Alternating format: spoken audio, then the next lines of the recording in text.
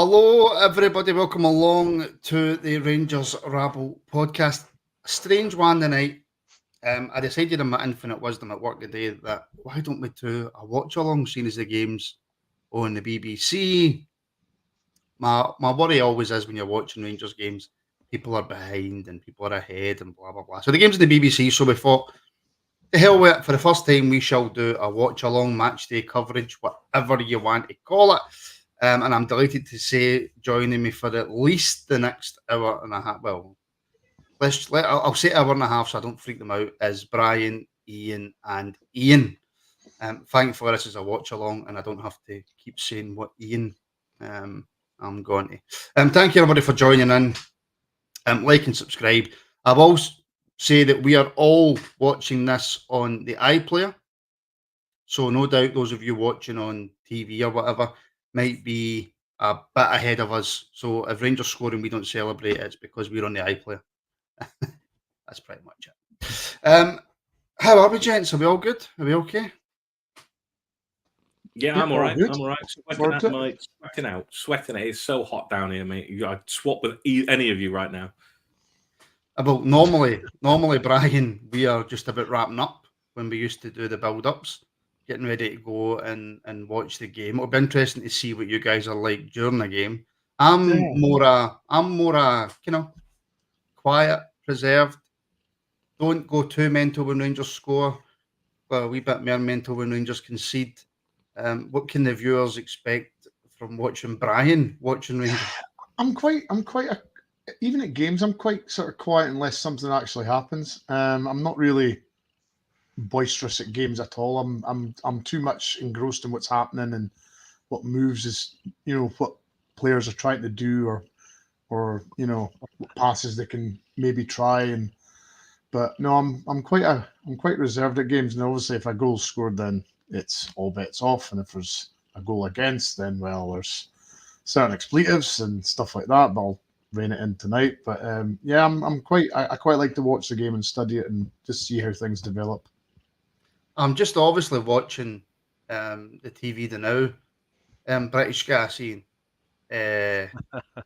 I'm seeing a lot of empty seats. Yeah. Well, I think I touched on this in the last pod with you, Martin. There was a lot of people I was around. It was kind of like, you going to the Kyiv game? They're like, nah. You know what I mean? So, listen, I'm sure it'll fill up more than we're looking at the moment, but I'm not surprised by that, to be honest, from the general kind of feedback I was hearing. And I know right up there was tickets available. There's tickets available now, so it is available. Yeah, it's kind of. I couldn't even hazard what the attendance will be, but I'm sure we'll find out. And you're talking about not being surprised by that. Are you surprised, Ian, British Gas, Ian, by the team lineup? Pleasantly surprised. I'm assuming that in Clement fashion that Czerny's not starting because Czerny's struggling to do a full 90 minutes at the moment, and if that's the case, fair enough. You know what I mean? That's okay. He can come on as an impact player, but I'm glad to see FD starting because that makes a bit more sense to me, and it gives us a wee bit more punch than maybe Scott Wright can or would offer. Well, I'll tell you what then. Actually, we'll very, very, very, very quickly listen. I think just to Clement's pre-match presser, if you like. I've got so many things going on my screen at the one time to try to do this watch through. It's quite frustrating.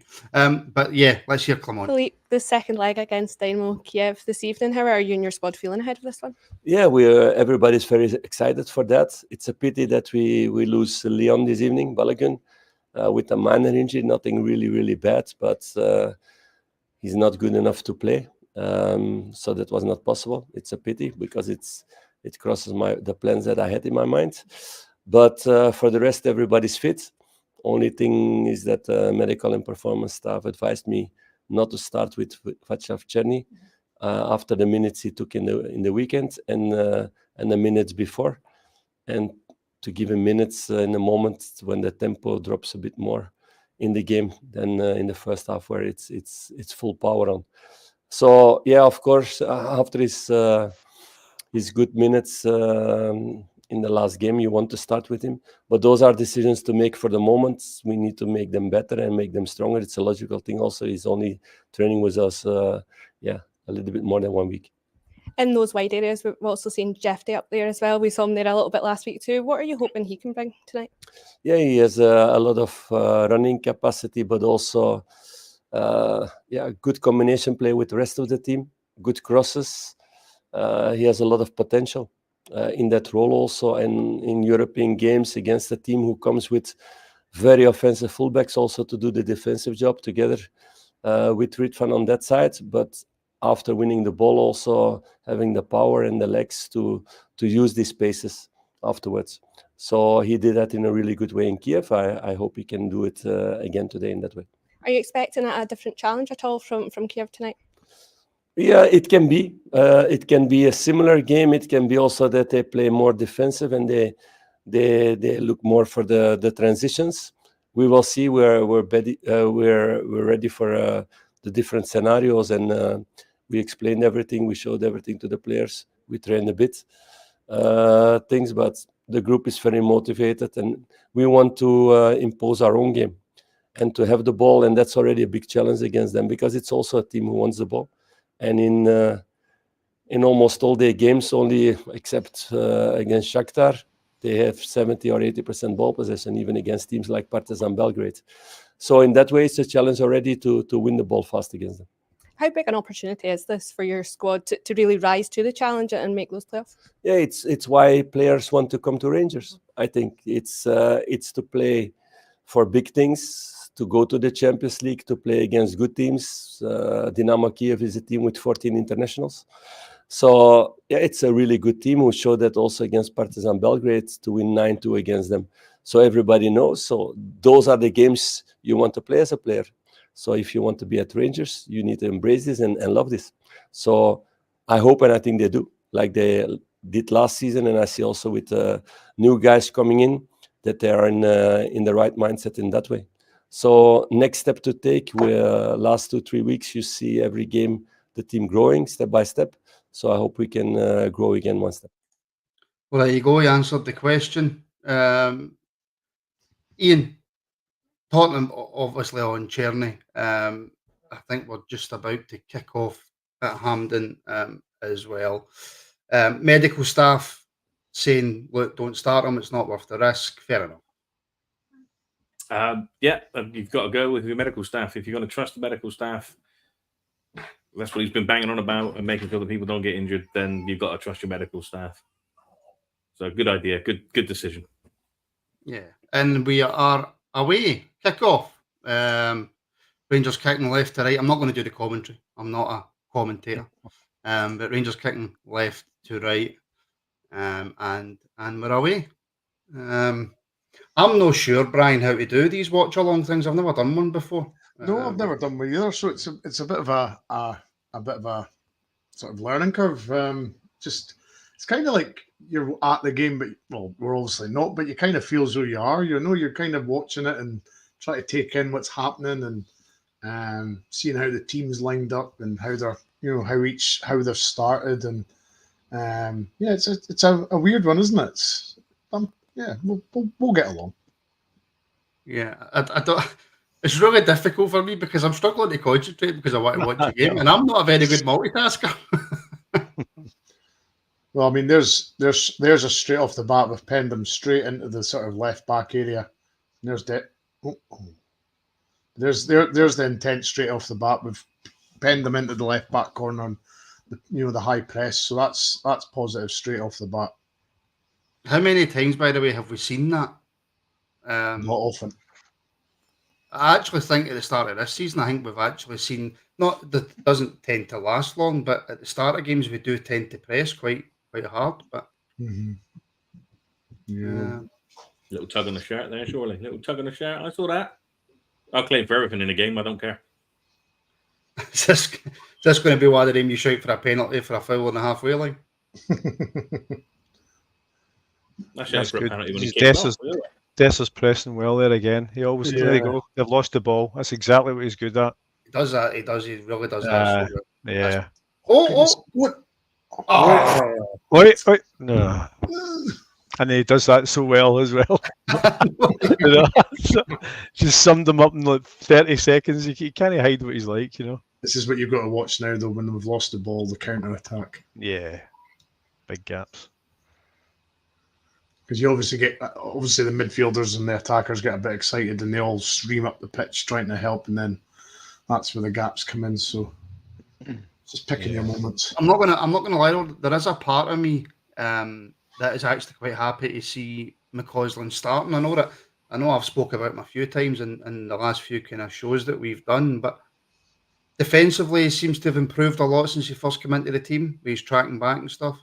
And also when I've seen him and he's got the ball and he's ran direct, I feel like I'm repeating myself in previous shows, but when he runs direct and takes on players, he looks aggressive and like he could do something. Sorry. Do you know, when he first came into the team, Martin, I was assured by people that kind of knew the boy quite well and had watched him in his academy days that he was a talent, you know.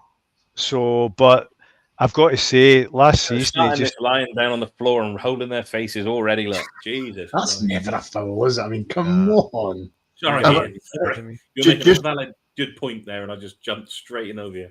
No, but I do that for a living. Sorry. Just on the point you were making there about, I mean, the season before he broke into the team, yeah, me and Wally Irwin were sponsoring and covering the B team, so I was at quite a lot of the B team games. And yeah, if you had asked me, will Ross McCausland be in the Rangers first team next season, I would have said no. Yeah, me too. I just don't see it. But then I think I'm a condition to the. You know, when I see the physical outline of Ross McCausland, he's already at a disadvantage for me. You know what I mean? That's why I'm not a huge Yilmaz fan as well. Do you know what I mean? I just think too weak a wee bit in the modern game. But in all honesty, if Clement can get a tune out of him, then fantastic. Because there's been, you know, people that know a lot more about football than me have told me that they really quite rate Ross McCausland. I've yet to see it, so I've probably been more patient with him than I have with anyone, to be honest. I think as well, though, we've got to remember when McCausland obviously came in the team, we were really struggling injuries wise. Our squad was seriously depleted, and he played more games that season than he ever would have played, because, you know, if everybody was fit and firing, he wouldn't even have been near the first team. But because things were so bad at that point and the injuries were, you know, catastrophic at that point, you know, we had to play him. There was literally nobody else. Because his first, Davis, that's what it was. Yeah, his first full 90 was at Livingston, wasn't it? I think. Yeah, that's right. And I think he also kind of caught that tag, Brian, a wee bit of that. Everyone was quite frustrated that there was a lack of talent coming out of the academy at the time. Yeah. You know what I mean? Everyone was kind of saying, well, okay, we've had Nathan Patterson. He's you know, for whatever purposes, has certainly worked out well for us in terms of moving him on and making some money and all that kind of stuff. But so I think we expected a wee bit more, you know. Yeah, absolutely. Yeah, Craig, I think he's right. You're right there. Lovelace's loss was certainly McCausland's gain, because I think if obviously if Lovelace didn't get injured at St Mirren, then he would have certainly played. Has anyone here seen enough of Lovelace to know that he's going to make the grade? I've not. My issue with Lovelace is every time he's got into a position to get into the first team, that look, see at B team level, when I watched him in the Lowland League, head and shoulders above the rest. I mean, he was what, 16 then, and he was stronger, he was faster. Exactly. Everything about him just screamed he was far too good for that league. But every single time he's had any sort of chance for the first team, he's broke down. I know. It's a mentality thing with the young team, Martin, I think, because you think about your own life and the kind of stuff that you were ready to do at a certain age but not ready to do at another age. And it's the same with players. Players are exactly like that. You get players, you get late bloomers. Lovelace has already played first team football at Millwall. It shouldn't be, and that shouldn't be a factor for Lovelace. But he didn't feature that much, though, did he, Ian? He wasn't, because I've got a pal of mine's a season ticket. He wasn't first team regularly. He wasn't starting games all the time, but he has made that step up to the first team already. Yeah, So anything different of him. Sorry, guys, I'm seeing it's 3 each with 20 in Salzburg. Is that on aggregate? I'm just checking. Let's have a look. I can't even remember what the score was. Was it 1-0 for the first leg? I can't remember. It's 5-4 to Salzburg on aggregate. Right, Yeah. so 5 minutes injury time to go. So it's looking like Salzburg if we get through this. What have you made at the start? 7 minutes in, 8 minutes in. Quite good, actually.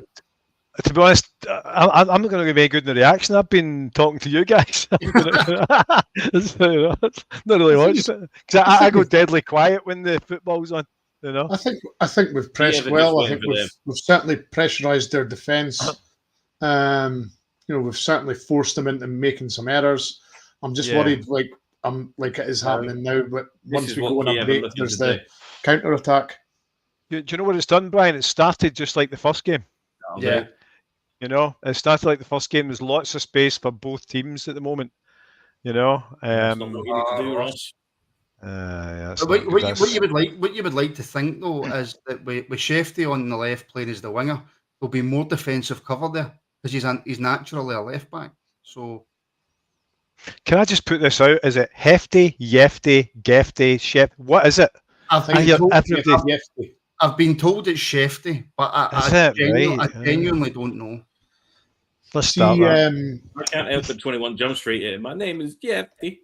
I can't bring up the comment, Martin, but Andrew Lamb's asked, any update on Morgan Whittaker. Seemingly, Rooney gave a comment saying that Whittaker's not stated that he wants to leave. So as far as he's concerned, he's staying. He might have after the first weekend of football for Plymouth. Well, yeah. They got a fair doing from Sheffield Wednesday, didn't they? Oh, Tav's been done far too easily there. This is the bit that Tav. The bit that annoys me with Tav is the boy gets past him, but Tav just eases off. He doesn't make an effort to get back in. No, correct, Brian. He can't catch him. The afterburners have gone. You can't catch him. I can't catch him. I'll just stop. It's the fine. boy's not even particularly that fast. No, he's not. But that's a whole other program. That one.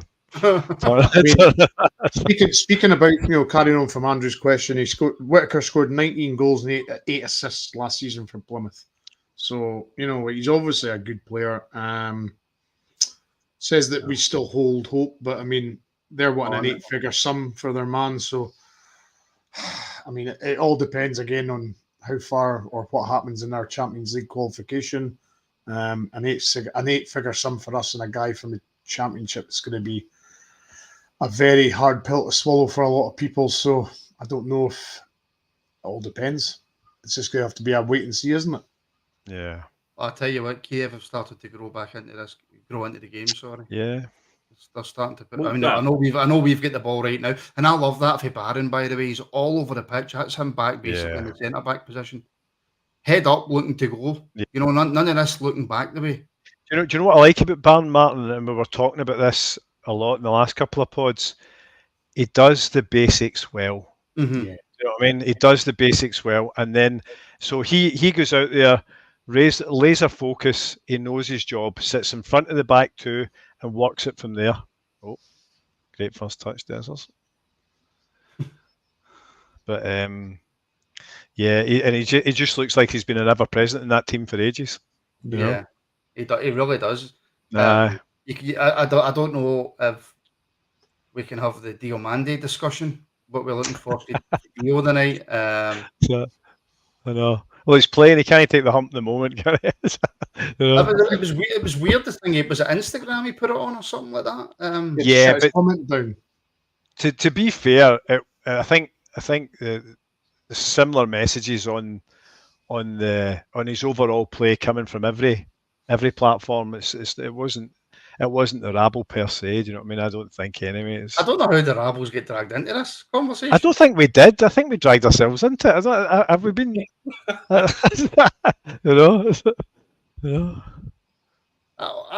think the criticism is valid, though. It's not. Of course it is. Of course it is. Brand new signing.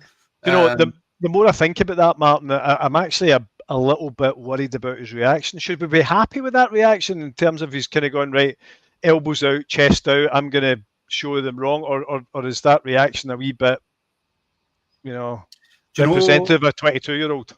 Do you know what though? I think look, there's many factors to that.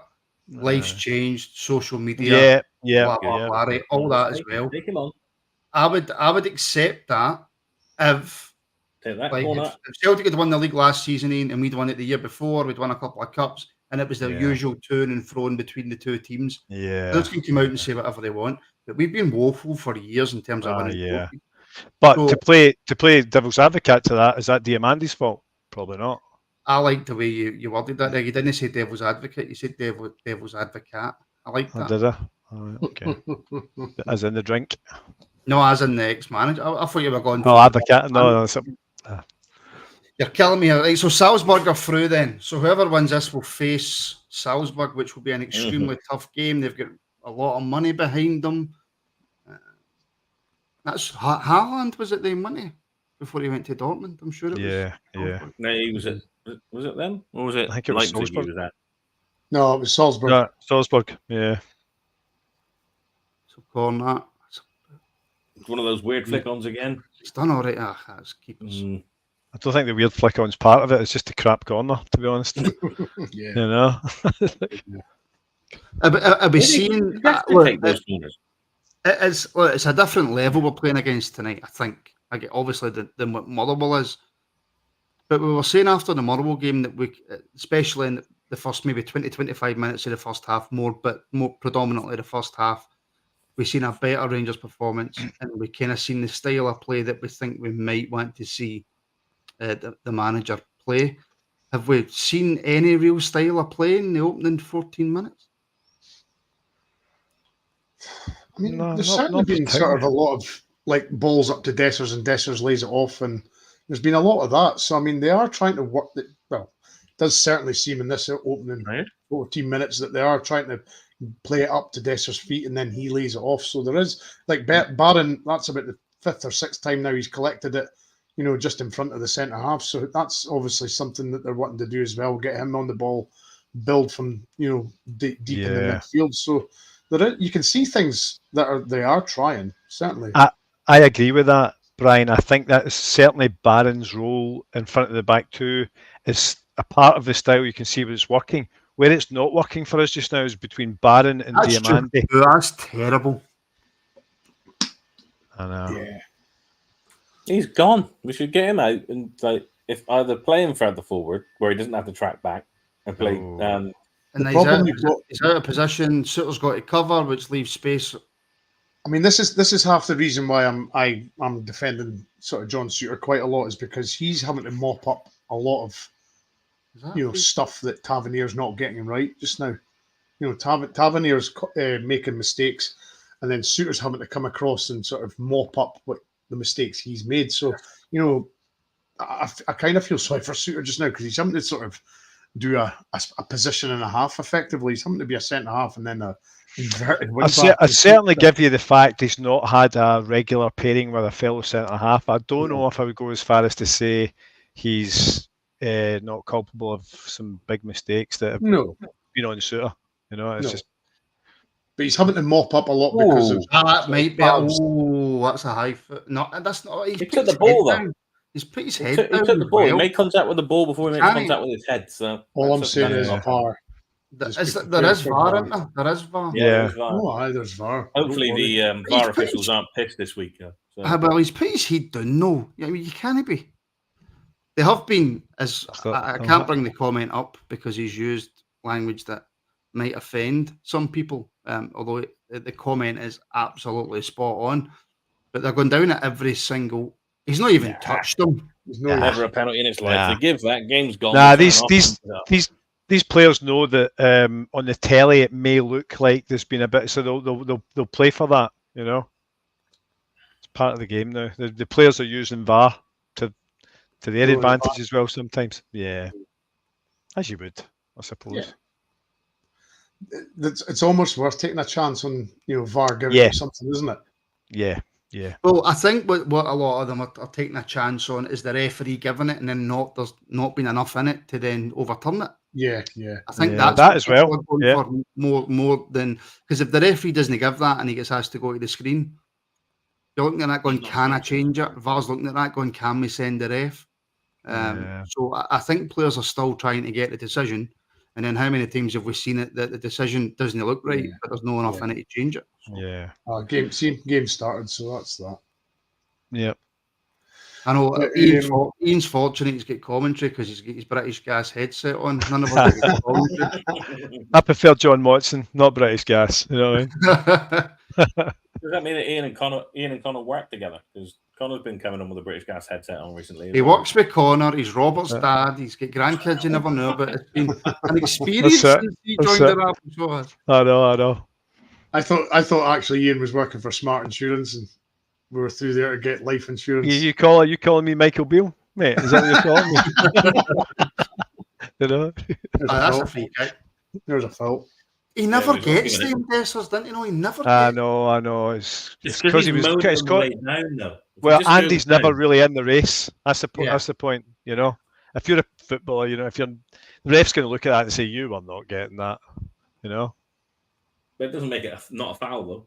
No, it doesn't. But we're certainly pressing them well, which is quite surprising. Listen, there's nothing between these teams. There's nothing there's between not. these teams. Nothing. Could be a long night. Either one of them will get beaten by Salzburg. Do you know what it is?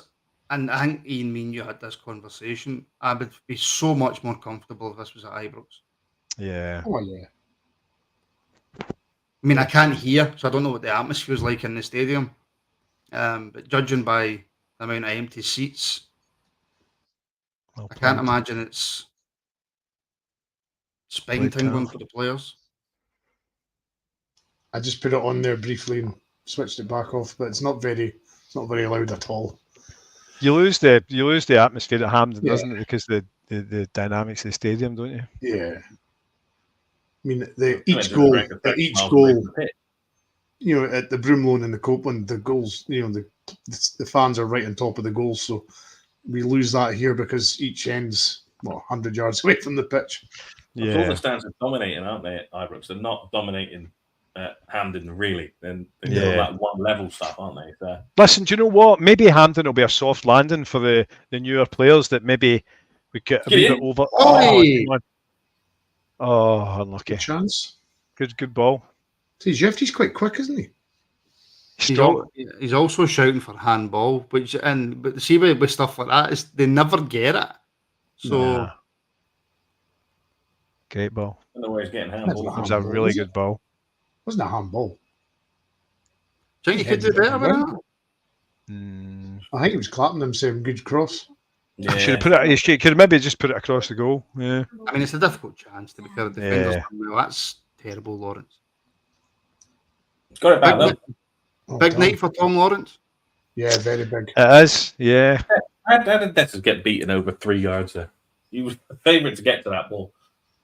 Fair play, Tav. Well played, Tav. Yeah. Fair play. I think you're about 2 seconds ahead of me, Martin. That's the thing with doing these watch-alongs. Somebody's always ahead.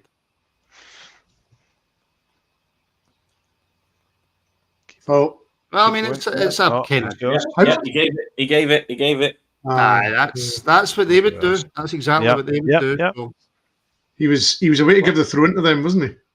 I mean, he's not even touched them. It's not a free kick, but I'm taking it. No free kick, but we'll take it. That's a free kick. The guy came in late. Ross moved the ball, and the guy he checked out it, but it's still a free kick. Still a foul. That's not. I mean, I'm taking it all day long because they would do exactly the same, and they have. He's already done it. He threw himself on the floor, but then he'd been hit in the face by Ross when Ross didn't even touch him. So. Where's Big Proper? Come on, is he there? Back post. Yep, back post. Yep. He really impressed me against Motherwell. I get the own goal. You were really taken with him. Is that something you want to see rather than what you actually saw? Oh yeah, that's what. Oh jeez. Yeah, but fair play on him taking a shot. That's what I like. I like to see that.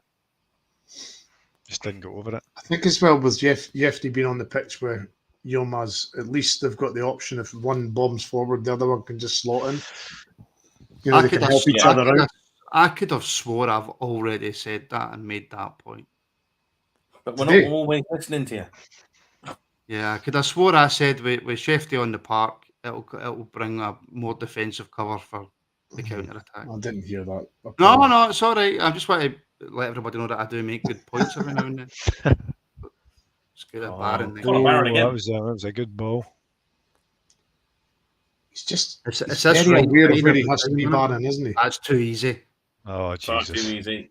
That's really poor hello. for Kiev because that was a chance. Yeah.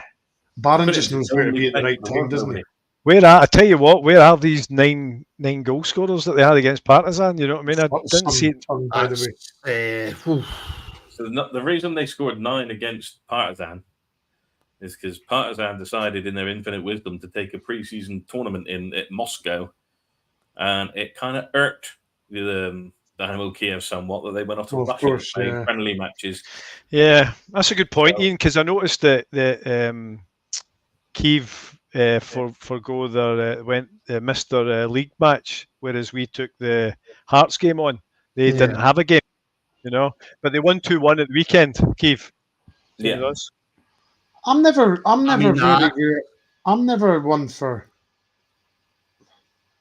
if it's a home game Aye, in Europe, I'm not really one for forgoing a fixture. If it's an away game, especially this travelling, early in the season. aye. I'm Aye, not really one for me cancelling neither. fixtures and- Yeah, like Martin said, if it's But- when you're on the but way Brian, to a the European final with the 13 sports games to go, then you want the week off, don't you? Yeah, Yeah, sports scientists will tell you there's a big difference, though. I'm sure. Oh yeah, You know? 100%. no doubt. I mean, Rhoda I'm lost sure a as bit of that footballers, side, they would prefer to play rather than train, wouldn't they? Yeah. Oh yeah, I think that our European run proved that playing every We third didn't need to day, our train. players seem to really love it a lot more than training. So Yeah, we didn't really need to train then. It was just game after game. So you're convinced of proper then already, Martin? Yeah, you're liking what you're seeing. Absolutely. Brilliant. Yeah, Although he did well. He did well there, didn't he? With the Yeah, the you look boys quite pinned up. composed. It's his aggression, but he's good with the aggression. It's not just like he Yeah. comes through and bulldozes people and gives away loads of fouls. He's good with the Yeah. aggression. Pepe with hair. That's a good shout. Yeah, it's Pepe. Well. He's a handsome big bugger. Ball in, get on. Ooh, it's on target. I'll take it. On target. Yeah. On target. That's the best you can do from there. Yeah. It's a difficult ball because not to get Yeah. too analytical, there's no power on it. Yeah, you're not getting anything. Yes, Not the defender in front of you. Aye, Destin's got to try and generate the power in the I was direction. about Yeah. to say, Dessers had to generate all the power there. I mean, I could have swore I just said that. I'm agreeing with you. I'm agreeing with you. That's it. That's it. But I mean, again, Dessers had to generate all the power there. he did, didn't he? I think you're spot on. He's I know. absolutely spot on. Especially when it's behind him, you know. Yeah, and it's floated in like that. Yeah, Oh, tough. I will say Ross, he just seems a wee bit kind of headless chicken Aye. after me praising him. Ah, Look at there's the seats, Tom making man. an appearance. I think I've said before, though, I think Ross needs to build up rather than, he needs to get a bit more beef on him. He looks very wiry and very light. Yeah, and he's not got the blistering skill and pace of an Anthony Gordon, who's of similar shape. You know what I mean? Yeah. So he's just yeah. I've yet to be convinced. He of He him. needs to go to Bayern and get bulked up, whatever they do to their players. Oh, we just need to get the guy back in with the coffee. Do you think there's fans who just point blank refuse to go to Hampden? 100%. I know many. Yeah. Still got their season See- ticket. See, I know a lot of the hospitality guys have chucked their hospitality because of it as well. They just refuse to go to the corporate hospitality stuff. I know 4 or 5 companies that haven't taken it up. Will they If then go any back of to those 4 Ibrox or when 5 it companies restarts? are looking to sponsor a podcast, and the Rangers Rabble is looking for sponsors. Yeah. Will they restart their hospitality when they go back to Ibrox then, or what? That's what they've said. Yeah, that's what they've said. And I mean, because it's a hard one, isn't it, for John Bennett? I mean, because you've bought your season ticket or your box or whatever on the basis that it was Ibrox, and it's not Yeah. now. So you've got every right to go and go and levitate a discount. These guys on the strip, these guys are rich in business for a reason. Yeah. Yeah, And exactly. These guys have got to be saying to the club, listen, I've paid a hospitality season ticket. We're at Hampden totally. we're at Hampden for the next few months. I want that money back. 100%. Until we go Martin, back my wife's not driving to the south side and trying to get through Aikenhead Road, drop me off in my Range Rover at the front door. No, that's what happens every week. You see at Ibrox, you know. So Well, see, I've gave Jeeves a few weeks off. that's it. Is that your pet name for Connor? Don't talk about Ian's boy like that, Ian. That's not nice. Oh, is that my boy? Is it? Christ. That's the one we kept quiet. That's the son we kept quiet then. Yes. So I was saying that Barron's the playmaker in the team. Is that what we're saying? I think he's the instigator for moves. Yes. So Yes. that's what his role is. Oh, Ross tackled by Diamandi Bryan. certainly seems to be playing the 8. You know, the further advanced midfielder, and then obviously Lawrence is playing the 10. Lawrence has been nigh on. I invisible. forgot he was in. Yeah, I know. Since Good ball. September Back. last year. Go on. Ah, There you we got go. it. Why did he shoot? Yeah, Tav 2 years ago. Oh, come on. Right, here we go. That's a Good great ball. ball. Yeah, good ball, right. Oh, that's ridiculous. Who was that? Stumbled over that, Lawrence? Lawrence. Lawrence. That's ridiculous, man. But going back to that early one, 2 seasons ago, Tav hits that. Yeah. Two seasons ago, Ian, Lawrence buries that without even looking at the ball. 2 seasons ago, at this point, Lawrence was injured, was he not? Well, What's that? What's that Dumb and Dumber haircut all about? There? That's ridiculous. That Tom Lawrence haircut. That's a beauty in it. I mean, I've seen Positive enough signs in to that first half hour, though, isn't it? Oh, it's there for whoever wants this the most going to get it. Basically, Brian, because there's not much between the teams. It's either going to be a mistake or a moment of brilliance, isn't it? Yeah. 1 goal game, do you reckon? That's what I'm thinking. Well, what you can already see Cherny making an impact on this game if he came on. Yeah. You can see that happen. You know. Yeah. It's just when. Still time. See if Ross just take a man on, Ross. Take a man on. Don't think he's got that pace, Martin, though, as Ian said earlier. He's not got No, that but burst. he has got a buster pace, Ross. To be fair to him, He's not got the strength. He's not got the strength to get by his fullback. You know. He needs the free space to run into. Yeah. Not to battle. To be fair, Tav didn't really support him there with a counter run. He was kind of out on his own a wee bit. But on suits, that'll do it. Yeah. we really don't help our strikers, do we? Nah. Striker. Regardless of who's up front, we just do not help our strikers. Hmm. Got a lot of midges kicking about that game. It's Barron again with the press. Every other Rangers player just standing watching him. Offside. I'm liking how quick we're taking free kicks now, isn't it? As well. We're Yeah, not just so that's standing around. Yeah. If we could switch on at throw-ins again this season, that'd be lovely. Go on. Look out. That's him. That's Slightly behind him, and he shot out of it. You're not getting a penalty for that. DOGs will get back up, man. I mean, that's just a floated sort of cross. You know, you need them absolutely. They'll get a free kick for that, and Jeff they'll get booked. Yep, he's just got booked. Yeah. Is he going to get booked for that? Yeah. I mean, Andrew Lamb's got Midsummer Murders on the telly as well as a game on the laptop. He's living his best life. Oh, has he? Who done it? Andrew's absolutely living his best life. I've got Midsummer Murders on this. That's a booking. Not Brilliant. Midsummer Murders. I can tell you're single, Andrew. That's brilliant. You'd never get away with that. And I've got a TV next to me. I'm contemplating getting the Midsummer Murders on. It's the day. Is that a yellow? I don't think that was a yellow. It was a bit slow. I'd say it was a yellow. I mean, the Oscar went to the Ukrainian fullback, didn't he? He was kind of hammed it up. That was Yarmolenko.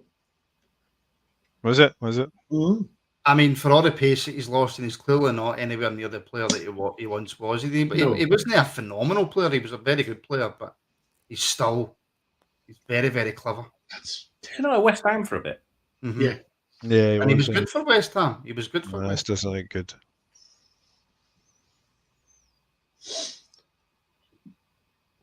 There's Deal come back. This boy's got Tav on toast. Oh, he's fucking done him. Jeez. He's got him on Sorry for toast. that language. Oh, that was dying to get put away. Yeah, but this boy's handy. Yeah. He's only a Why don't we do what hand. Gerrard did and just buy players that we play against as we go into the season. God, that was so easy, wasn't it? I mean, fair play to the boys. Like, Oh, that was an inch from that boy's head. it's a good bit of skill, you know, but Yeah. Kabayev. Seen Craig's comment. Aye. Comments, let's see. Of Kyiv signed Maeda. Maybe he's giving him Maeda vibes and he's scared of him. What's that? No, What? Exactly. You're going to say exactly the same. That's That's soft. the words that were coming out of my mouth. Every time they hit the deck, they get a free kick. Every time. Is this where we've got to get more streetwise and do exactly the same back? I don't know. But we don't do How the- Well, long- you listen. You wouldn't want Connor to do an awful lot differently. That's his game, isn't it? That's his game. But he We're did not good it. at And at this level in the Champions League, if you even slightly go in behind someone, it's a free kick. Yeah. Always like to see a boy with a bit of strap in his hamstring. It could just go at any moment. You should never go in behind someone without consent. Was that another safety call on the pod? Was it? But aye, get up, good. There we go. Here we go. Nice. He's inside, he's inside. Great ball, Go for it, Ross. That's a good ball. Wait, why didn't he? Oh, no. Oh, pass back. Why didn't you lay it off the wall? I think he could have kept going there. Why don't he just do what he did in the game previous against Kyiv? And That's just exactly wrap the it up? Scott Wright, Ross McCausland powder puff stuff I'm talking about. You know, what I mean, that just wasn't. You need to. But if he did, Yeah. if he took the same shot he took a week ago in Kyiv, he's wrapping that in the corner. I mean, And they run- how good's Desser's done Look there at the by space the that end? Lawrence had, though. Would you want to pass to Lawrence? After Nah, that one? you're right to shoot from there. You're right to shoot from there. Just shoot better.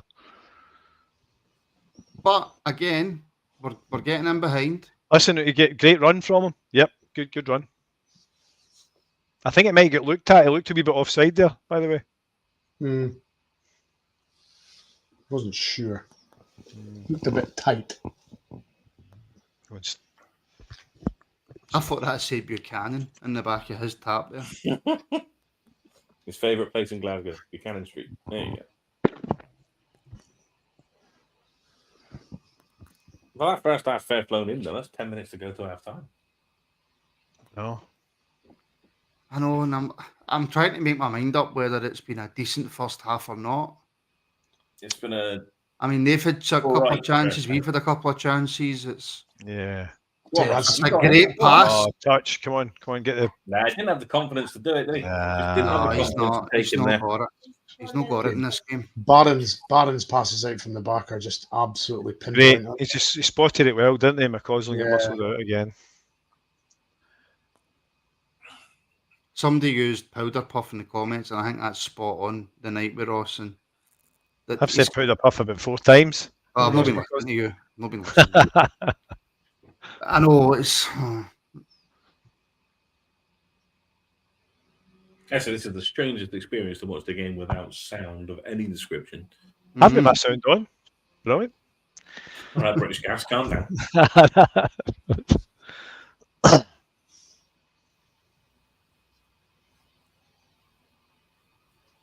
You can see it in Ross now, can't you? He's just going back all the time. He's not Aye, even it's- thinking about going forward. Dare I say it? See the way Connor Barnes playing? Who does it remind you of that did it for 10 years? At Wood Football Club at ours. No. No, you mean Scott Brown by any chance? Correct. He looks a bit like that. The way he sits in front of the back two and dictates play. But equally, that's Can the someone type of say player we're something trying now? There was a big silence after that. Can someone say? I'm just going to say, hopefully, he doesn't feel the need to shave his head and try and pretend he's a hard man. Pretend he's a Celtic fan. His Rangers tattoo in his leg. That's right. I saw it at Hamilton Races one time. I don't want to know how you saw it. No, I need to remember we're on live here, don't I? That's what, yeah. I mean, are we happy? Are we unhappy? Are we in between? How are we feeling here? I think you can be fairly sort of content with the way it's went. Yeah. Don't think you can be excited. I don't think you can be unhappy. disappointed. I think you can just be sort of right in the middle. Yeah, good ball down, well done. Bad ball, Dessers. Awful. Yeah. I just think you can be slap bang in the middle. You're not disappointed and you're not, annoyed. Yeah. The right Yeah, thing, well, but Ridvan wasn't paying attention. Yeah. No, I think Ridvan was poor though. He just stopped and watched Yefty run. Yeah. Do you ever I wish we agree were with one that. of those- Agree with that, Ian. We were one of the teams in Europe who they're big clubs, but they don't necessarily always do that well in Europe. But they've got like one phenomenal footballer at a club. Like Napoli all those years ago had Hamsik, Yeah. you know. Do you ever wish we just had one of those players? Like Lazio with Pepe Signori. Remember him? He was just like Giuseppe Signori. He was incredible. And like Roma had Totti. Totti, yeah, exactly. But big clubs, but not necessarily giants of European football in terms of Yeah. winning it. Yeah. I think you can look at this. Gabriella Batistuta is a great example of that as well. Yeah. Fiorentina, Yeah. I think I think that was their best ever kit when he was playing. Oh, brilliant. They've always got a good kit. Florence, they're just really good at putting together good designs. Yeah. Even that Juve top just now is an absolute belter. Absolute belter. I really like it.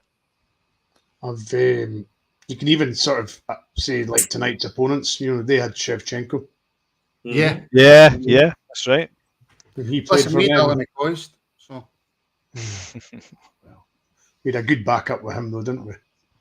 Mo Johnson. Big Mark Haitley. I know. Can you imagine having free? Listen, the backup for those guys was John Spencer for a good 2 or 3 years as well. Yeah, Well, the first sure, Rangers player Arsenal score a European goal was Gary McSwiggan. So Yes. That's right. good tackle. Well done. tackle. He's won the throw-in as Can well. you imagine having three strikers at a club with the quality of Haitley, McCoist, and Mo Johnson? Just we couldn't afford if it. you had that there, you'd have no worries, would you? It was No. quite ridiculous back then, though, wasn't it? I mean, Mm, who played well? nice. Oh, well played. Unlucky. Good. Final Well, ball. Ah. Right, here we go. Get up. Which one's he giving it for though? I don't know. I mean, he's going to end up getting sent off. Well, that's what they're trying. That's what they're doing. So He's a You're gonna Brazilian make- as well, so there's a bit of South Never a American free sort kick in of his life. petulance in him. They both died. The extra voice you hear is my son, who's here watching with me. yeah, you can tell he sounds just like you. Ian actually has the same voice. There's a bit that that you're always worried about the South Americans with that sort of petulance on them. We've had it before with Morelos. We've been burnt before with South Americans, and Yeah, but the difference with sent Morelos off was that he would go ridiculously. in intending to foul, whereas they just stood his ground there. Yeah, that was obstruction. Oh yeah. Getting the South American noises now, Brian. Oh goodness. I mean, Dessers, come on, you need to be better there. He can't. He He's needs to not. hold that up, doesn't he? I mean, That's it's not not great. his- It's not a he great. can't do pass, that. but He knows he can do whatever he likes because he's not going to get replaced because they're not going to bring Danilo on. So Did you see who sent me the video? Was it on Twitter? Was it you, Brian? Wasn't it? I forwarded it from Twitter. He was hobbling. I don't know if it was an act, he was kidding on or whatever, but he looked as if he was Yeah. hobbling. Yeah. Doesn't get You see the reports coming out about Hadji's when he hits his 100th game. It was up to 30 grand and wages and all that stuff. You see that cutting about the last couple of days. Yeah, See that? Yeah. he's on 99. Yeah, exactly. I mean, I wouldn't pay him the 22 he's on. Never mind paying him 30 grand. No chance. I mean, it's just. Again, who's agreed that deal? God, That a Ross Wilson job? Yeah, I think it was. But there's a good debate, right? What does success look like if you're a recruitment guy? Because 5 out of 10 is really good, I think. Because I mean, you look at the amount of. I mean, it's dead easy to pan Ross Wilson. He probably deserves everything he gets, right? But all of those mistakes then all of a sudden become undone by the money it was made on Bassey. You know, it's a tough gig. I mean, because no way. I mean, I think if you're doing well, if you get 40% of your signings right, and we're in a position here where we're having to rely on all of these guys to foul throw or the foulest throws I've ever seen in my life. do well. They're almost extinct. Foul throws. Yeah. They just don't. I wouldn't say you can do Played, anything well a throw in, but it's there's so many times you see a throw in and you'd be like, that would be a throw in. So Dio and Connor they're swapping back now, right? Okay. They swap positions. Ridvan, get to that. Corner. Yep. Steven. Don't do it, ref. Don't That's do it. surely out. Don't give a back Did kick. you give it? I don't know. I've No, not give seen it brilliant. BBC. I think we're in this. We've not showed us the ref. That's a shy. Great ball, but I mean, you're not getting that. Was there anything come in on. that? Use your head, man. I don't know. Aye, That's one of them we can't tell. Yes, we're getting. This is that 22 is just absolutely tearing them I don't know. He's not only has he lost the pace, he hasn't got any strength anymore either. Oh. That's that good defending, but it's.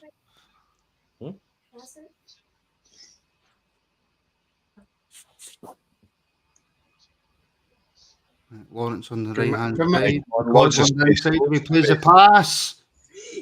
Uh, Back to Diamande. To be fair, he was quite well tracked by his runner there, Ross. She have to be ball. oh. Des is having one of those days today. Chefty plays the ball in. Dessel's caught in 2 minds. no booking him for that, is he? Listen, that's just Dessel's every day, isn't it? That's what he does every day. We've just got to. He's booking him for what? He's booking him for that. Mandy.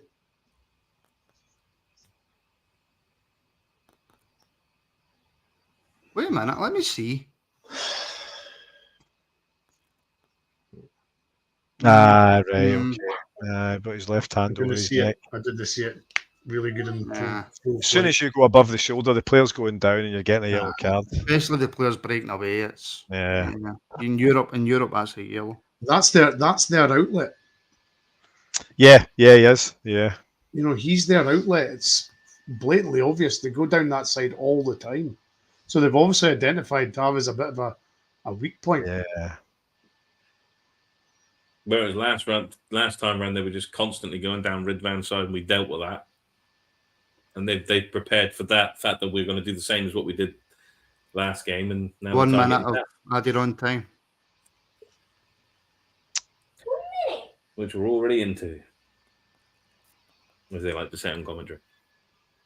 I mean, do we look like scoring? No, we did it today. I mean, their final ball into the ball's arguably been a wee bit better than ours. But much better. Thanks, Tab, for proving my point. I mean, it was a poor cross, and the ball, and there's nobody near him. The ball's coming back to him in the air. I know. It's a simple header down to McCausland. His time's done. He's got no pace, no strength.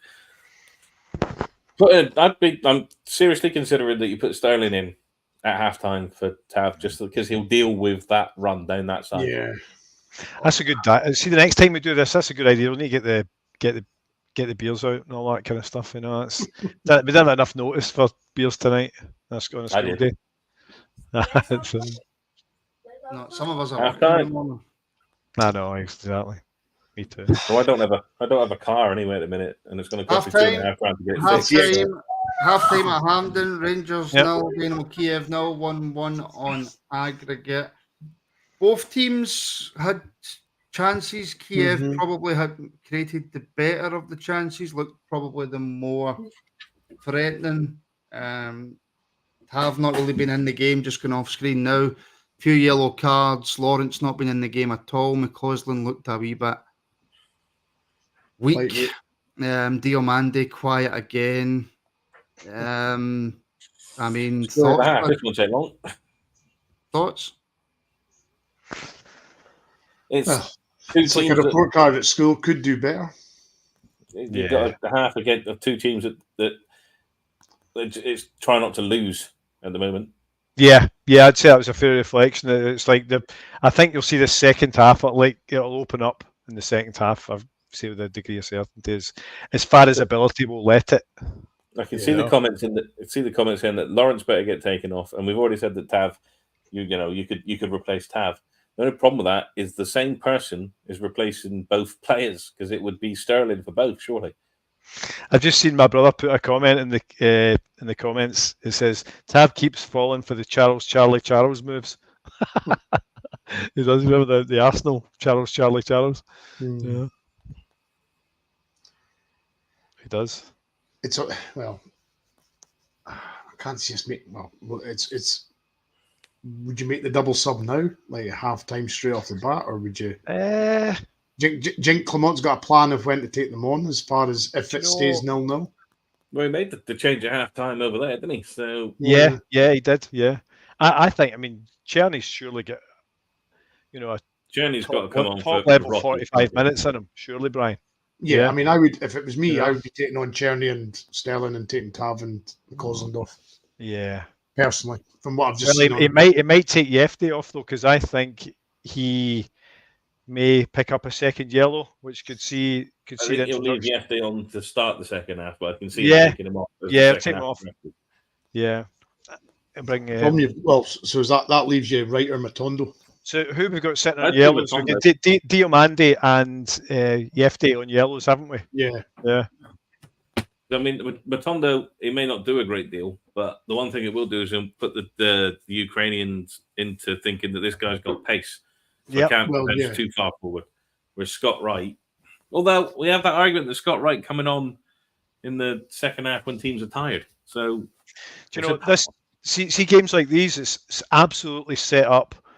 It's a battle of wits between the two managers, and the fact that they're both waiting to see who makes the move first to go and have a grab at this first goal, and then commit players forward thereafter, Because I personally think whoever scores first is winning. That's simple as that. Yeah, it's a 1-goal game. This. It's a 1-0 game. It's got it written all over. You think next goal's the winner? I think so. Yeah. I could see extra time. I'm just going to throw it out to everybody watching, and thank you everybody who's tuned in. Your thoughts in the first half, get your points up, and we'll bring some up and we'll discuss them. It's weird being able to see the chances back, because I usually forget half the chances. To be fair, I think he's all right, guys. I think it's a case of. In fact, no, I don't think he's all right. I don't think it looks like two teams that are scared to lose. I think Kyiv have been more on the front foot. If I'm being honest, I think they look. Yeah. If Kyiv had a striker, slightly as if they want it more. 2 or 3. Yeah, both teams are missing goal scorers without a shadow of a doubt. I think the best player in the park's that number 22 for them. He is just lethal. He has been lethal. Yeah. But Butland's not had anything to do. See, that was some skill there, by the way. But I don't think Butland, apart from goal kicks, I don't think Butland's touched the ball. But I think I would go as far as to say we've got a game changer on the bench that they don't have. So we've got just looking on their. Well, I'm looking at their bench. Not that it's going to make much. Lucky if I can pronounce the names. Let her know who they are. Yeah, exactly. But I would imagine it would have started with his best team. You would imagine. You'd have thought. Yeah. I mean, their number 9's not had a goal or assist this season. Yeah. Diallo's had 1 goal in 200 minutes, and the last guys had 82 minutes, no goals, no assists. So they've got nothing attacker-wise on the bench that's got any, like they haven't scored none of them, or one of them scored goal, I think. Yeah. So 1 goal between 3 of them. So they've not got anything out and out on the bench that could, make a difference up front. So And that Yarmolenko won't last 90 minutes. No. Because he's, 34, 35 now, so... he didn't have much pace to start with, if I remember. How long do you think Clement will give it in the second half before he starts making changes? Do you think it will be the usual? 60 minutes? Leaving the changes until late? Or? Yeah, I think 60 minutes. I'd like to see it at half time. Yeah. You know, I would like to see half time because you can't tell me Journey's hasn't got a top level 45 minutes in him. You know. Yeah. So then there again, would you make the change now, Ian? Would you make it now? I would make the change now. Yeah, I would make the change now. Give Cherny a bit more time to settle into the game. Yeah. You know, I would also be mindful of the next couple of changes because we've got Diamandi and Yefty both sitting on yellows. You know, but I'd be mindful as well, Ian, that there's potential for extra time as well. Exactly. Yeah. But that's okay. I mean, Scott Wright as a replacement, his fitness isn't in question. You know what I mean? He'd be okay on that side of things. You know. Yeah, it was the manager's comments about the actual finances for this game and how it won't really change much to me. I don't know. I think I maybe just read into things a little bit too much. Maybe. Do you know? It's interesting because I thought it was strange as well, and him bringing up 12 years ago as well. If you're a forward-looking club, what should Philippe Clement know about 12 years ago? The answer's nothing. He should be told this is your job today. This is the most recent history, not going back 12 years ago and all that kind of stuff. It's John Bennett. I think John Bennett's maybe got in his head and explained his rationale as to why there's not the funds available, and they're very kind of paranoid about going down the wrong road and getting into it. Listen, I understand all that, but that's not a conversation you have with your manager. You know, your manager's there to manage the football team and get the best out of the players. You know. Why are they going over this handball? Right. Okay. So in terms of the first half, then I gave Proper a lot of props. Pardon the pun. Hold on, Ryan Jacks speaking. Who's, by the way, we could actually talk about. Yeah, we could. Yeah. Just saying it's been a tight game, etc., etc. I was looking for your both opinions on Proper, however you pronounce his name. I think this has probably been quite a difficult game to try and judge him because he's not really had that much to do. It hasn't, Martin. But he's made what he's done look quite easy. I think. That's my point. Yeah. Yeah. So he's not done anything wrong, and he's stopped a couple of. Well, that's certainly that bit of skill that the winger had that he back-heeled, and you know he held his line. He didn't dive in like most centre halves would. He held his sort of his line. He didn't sort of rush in, and he cleared it for a corner. So yeah, he's looked very assured. So I'm quite happy with him. Yeah, he's not, as you say, Brian. He's not put a foot wrong, and he's looking very composed. You know, I maybe wouldn't have gone as far as the plaudits that Martin maybe gave him after the Motherwell game, but I didn't. He got past Martin. Did you see the start of the game, Ian? Did you see the big SIBO flag that was up there? I rest my case. 100%.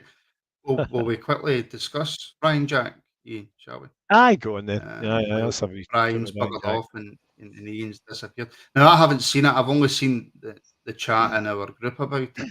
But apparently, and please correct me if I'm wrong, I don't watch Open Goal. So no, I didn't see the conversation.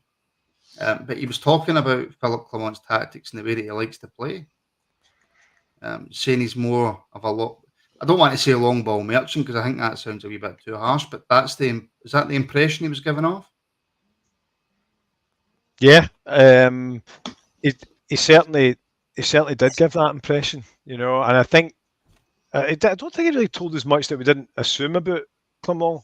You know, I think the biggest revelation I took from it, Martin, was the fact that he maintained, as players would sometimes, that he was available for games that he was overlooked for. You know, now you always hear you hear a lot of players say that. You know, and the manager's still got to make a decision on, and it looks like if Clement's recent behaviour is anything to go by, he really wants his players fit before they step on the field. you know. So he maybe took that assumption, same assumption with Ryan Jack last year, thinking, hold on a minute, you've been out of the team for months. I'm not just wheeling you back in here, you know. So maybe that's just a manager's choice. But I do recall Clement saying at the end of the season that Ryan Jack was still injured, and it was interesting to hear Jack say that he was available. You know, See those stats that JD's just put up there.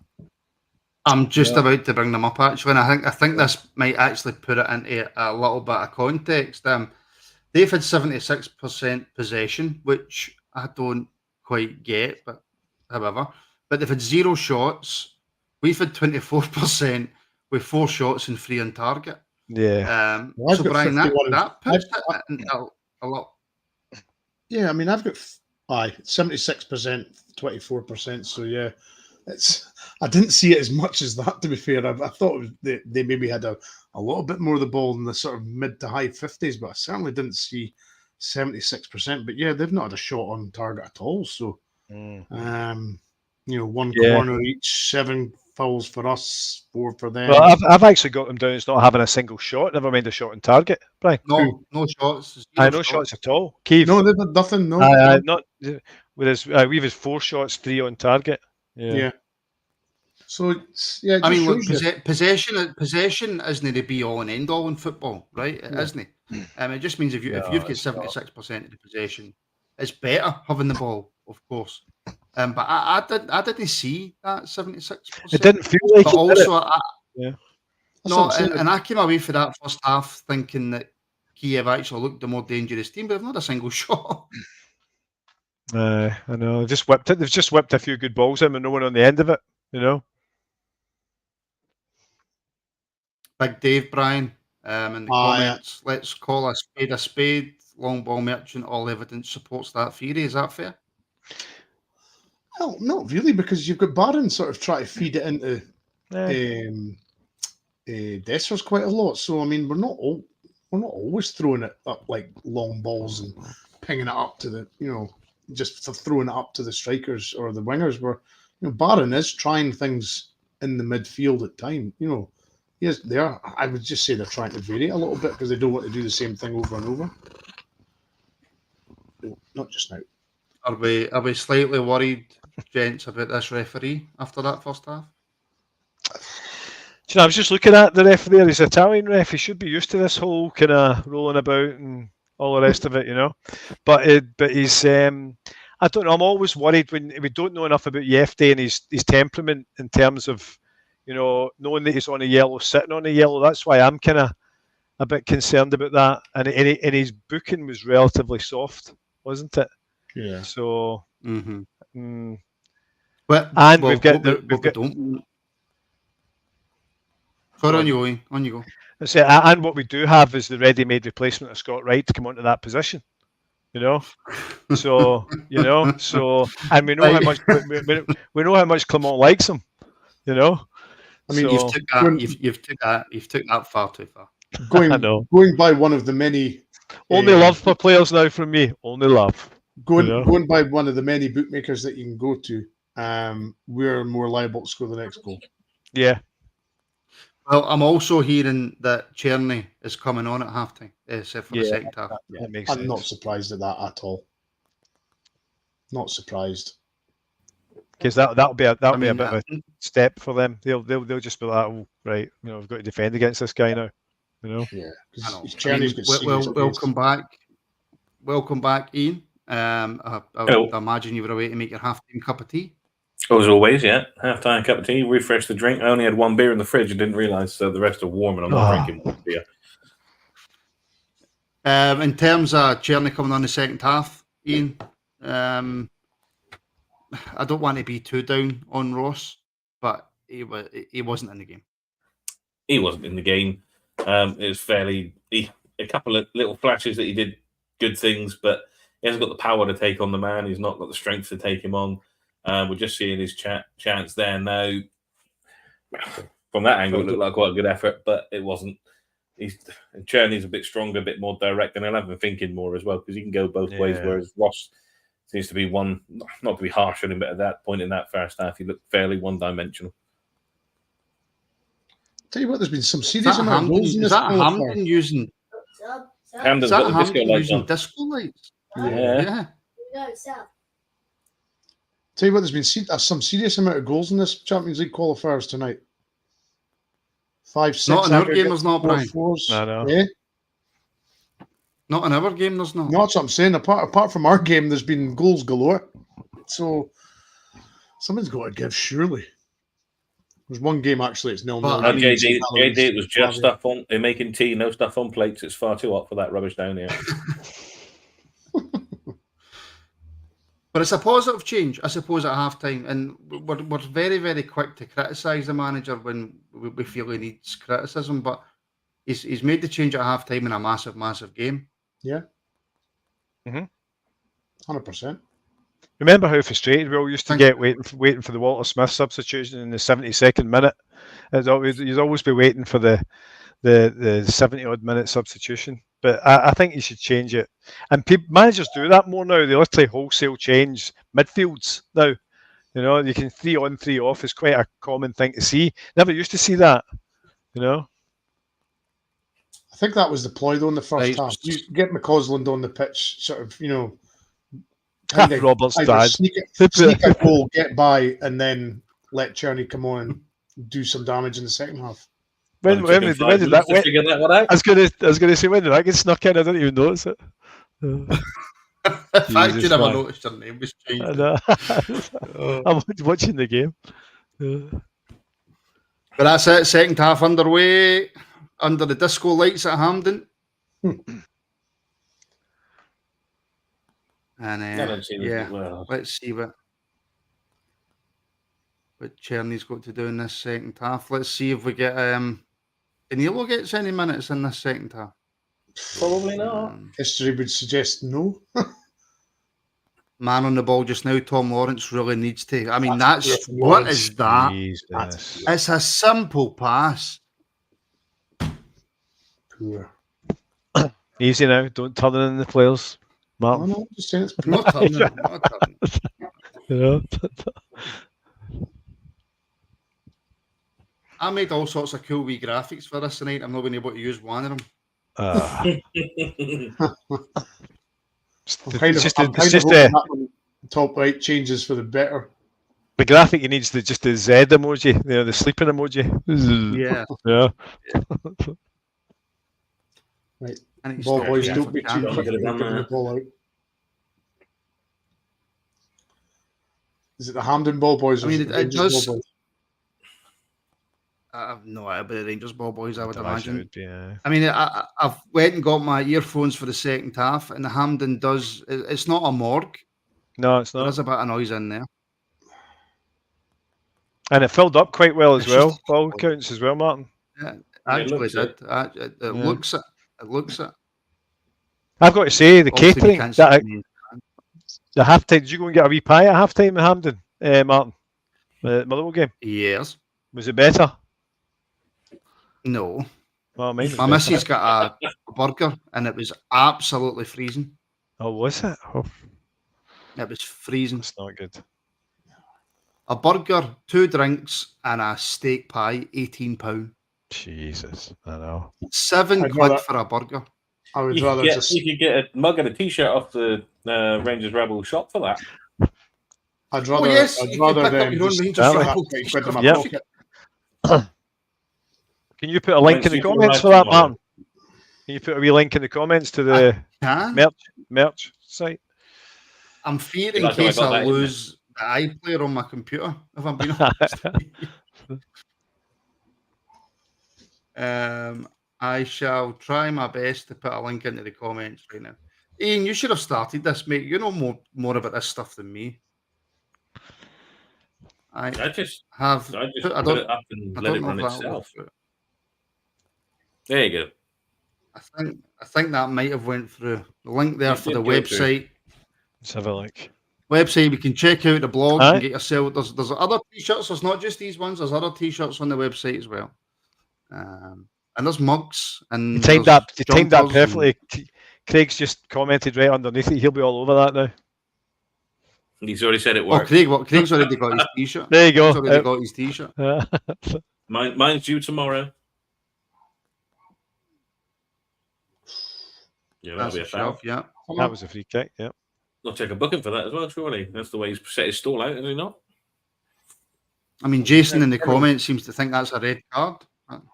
There was no intention to play the ball. Brian, it's not a red card. No, but I'm saying that is at least a booking. Do you think it's a booking? That's a booking, yeah. No, it's not.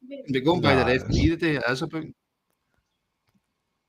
Well, you gave Diamandi a lot less, you know. Yeah. 50s, you know, come on. Yeah.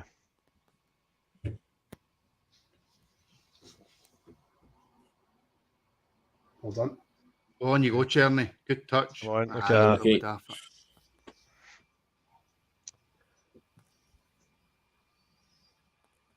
I don't know who said it, but you might be right. By the way, this might be a one-goal game. Yeah. Yeah. And it does. It literally looked like a one-goal winning game, this one. Although I'm As not long liking as it's what ours, as I'm long seeing as in it's the ours. comments. Oh, no. Oh, not Jefty. Oh, That's a Yeah, joke. he's gone. no. No way. There you go. I told you guys. Told Look, you. I'm celebrating it as well. Do you see Jan Milenko celebrating that? Yeah. No way that can be. But the VAR can't get involved in bookings. I literally just said No, but that they can was get happening. involved.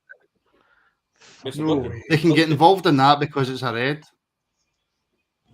It's not a straight red. It's a second yellow. Yeah, it's a second No, yellow. but man, he's it, booked. because it's classed as a red card, but surely it can be looked at.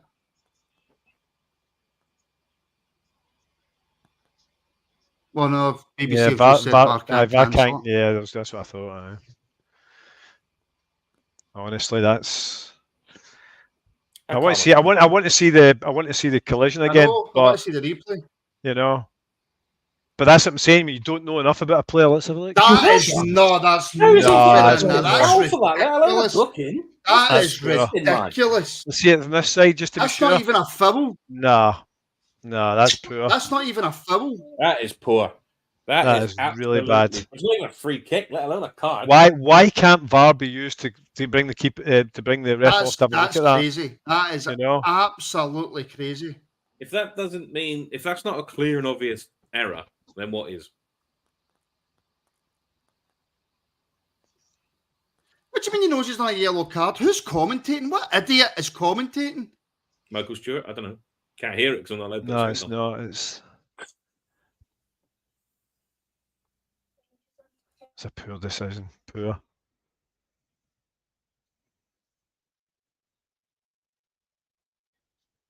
They're just saying all the stuff that we That's just said crazy. a minute ago. They're just saying Yeah. exactly that. Why Yeah. can't VAR get involved in that? Exactly.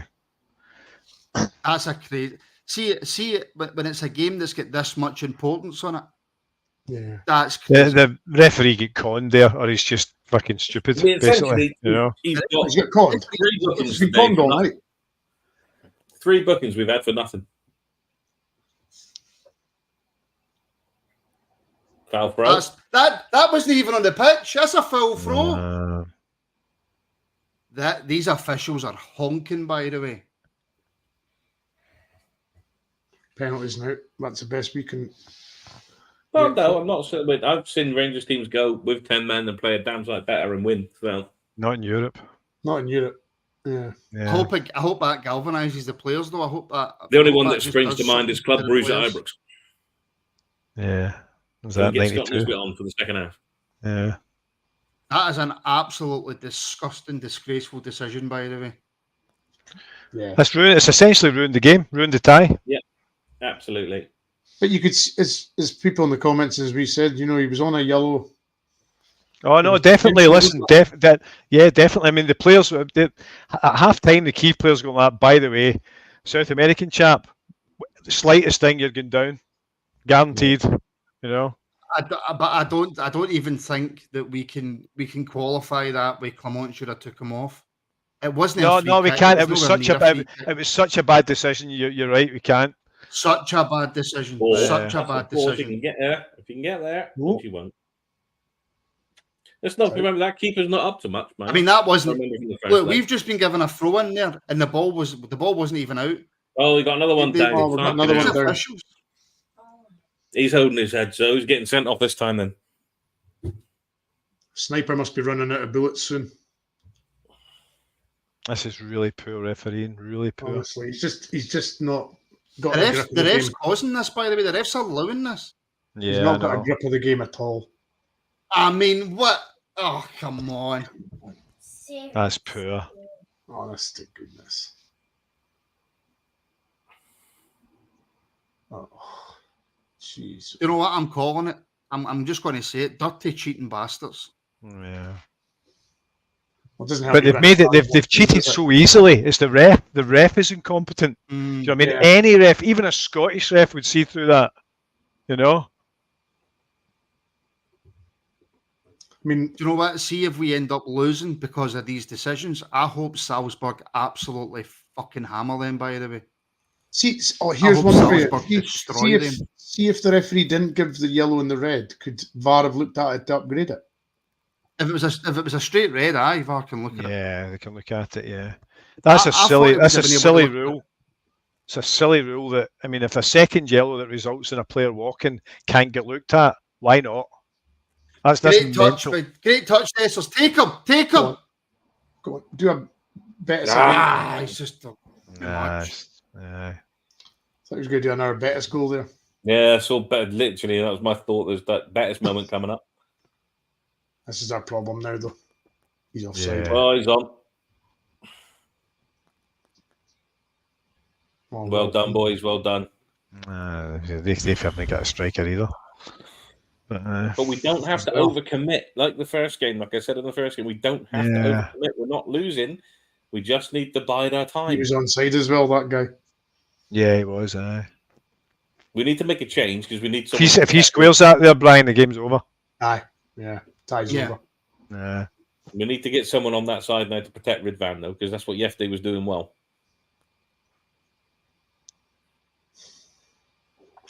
You need Matondo in now for a bit of pace, don't you? Stretch them a wee bit. Yeah, I can see them. They might bring Dessers off actually now. That'd be about right. The one time Danilo looks like he's injured, we'll bring him on. Go on. Nope. Oh, come on, Charlie. I'll do better than that. I can't believe that decision. That was I've stuck them fucking terrible. Do you know what? See if you get beat through a bit of luck or a team's just better or whatever.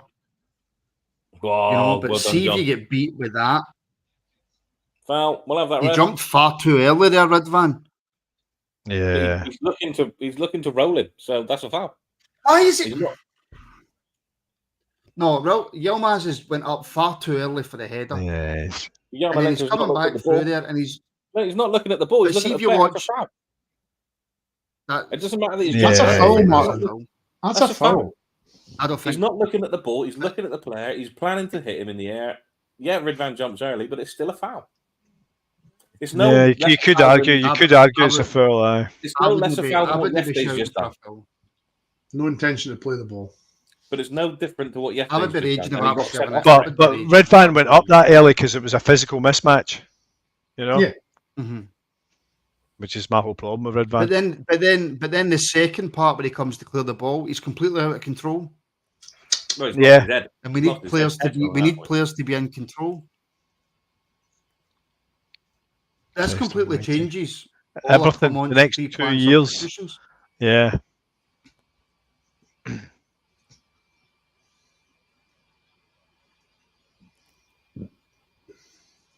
Because I'm telling you what, I don't think Danilo gets anywhere near this game, and I think Stuart Thompson in the comments is right. Dujon Sterling we need on this park now. Yep. Yeah, I agree with that. Yeah. But who do you take off? Lawrence. Do you take off Lawrence? Yeah. Then you're kind of losing a possible. It's a good ball. Oh yeah. Great defending. But this is when John Suit is good. This is he's good at last gasp defending. Yeah. Dio. I know. Lack of concentration. Lack of concentration. Which is what we need now more than ever. Revise my answer then. Can we take Dio off and bring Sterling on?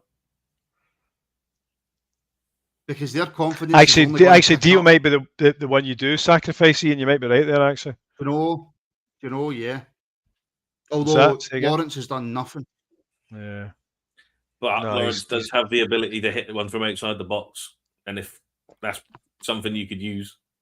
Yeah, that's also true. But anyway, and we are going to have to rely on a pot shot I to mean, get that's back in great this thing. defending by John Suter. That's Yeah, great So defending for that Suter. is where Suter's good. It's certainly going to be a set piece or something that we're going to have to come up with. Yeah. I mean, who's he beat there?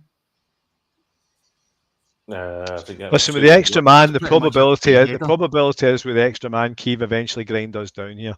You know what I mean? That's the you know. Yeah, Sharpie, because guys are on the iPlayer, we've had to go a wee bit behind probably you guys on the live telly. Yeah. And plus, don't forget, this stream's a few seconds behind as well. Yeah. So the stream's behind, the iPlayer's behind, so we're like probably about a minute behind everybody watching, probably.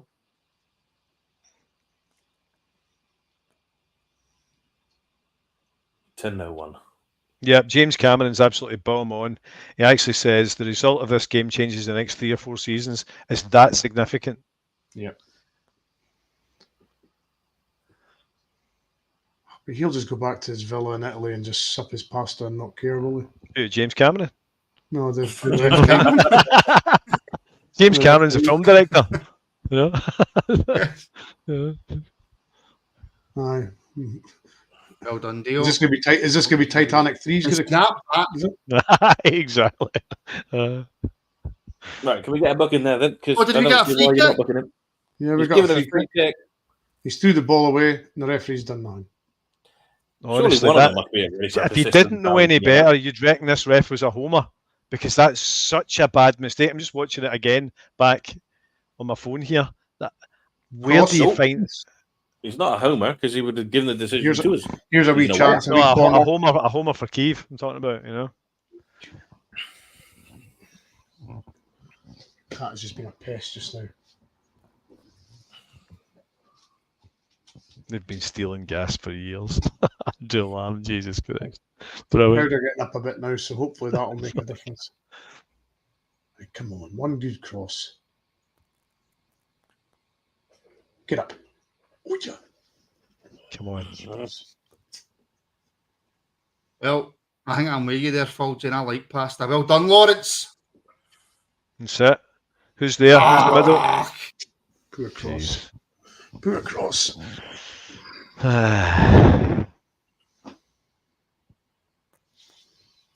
Why can't he say I'm not eating pasta again? Because I love it. I was going to say, I'm making macaroni I feel cheese in like a couple of that. days. So I've got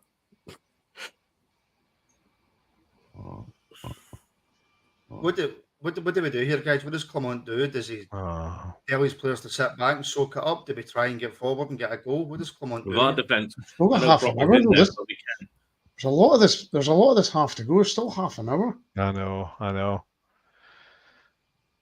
You don't want to gamble too So are quick. we now full counter attack? Even if he does give a foul, where's there any more of that? You'll get booked again. Where's the warning? To be fair, we are holding our own here pretty well with 10 men. Yeah. You know? Don't jinx it, you. I know, there we go. Maybe that's a shout again for James Cameron. Matondo. day. Do Yeah. you know what? He's not been great, but the pace that guy's got, Yeah, they're going to push now. Yeah. Said earlier, he'll, We at said least that, with his like, pace, maybe he'll just give take- them a problem. When they get tired, because we were talking about that at half time, if they get tired, bring on Matondo because it'll make them think about going back the way Jesus. as opposed to forward. Right, see a long ball. Oh, I'm still ruminating over that bloody decision, the ref, man. That was horrific.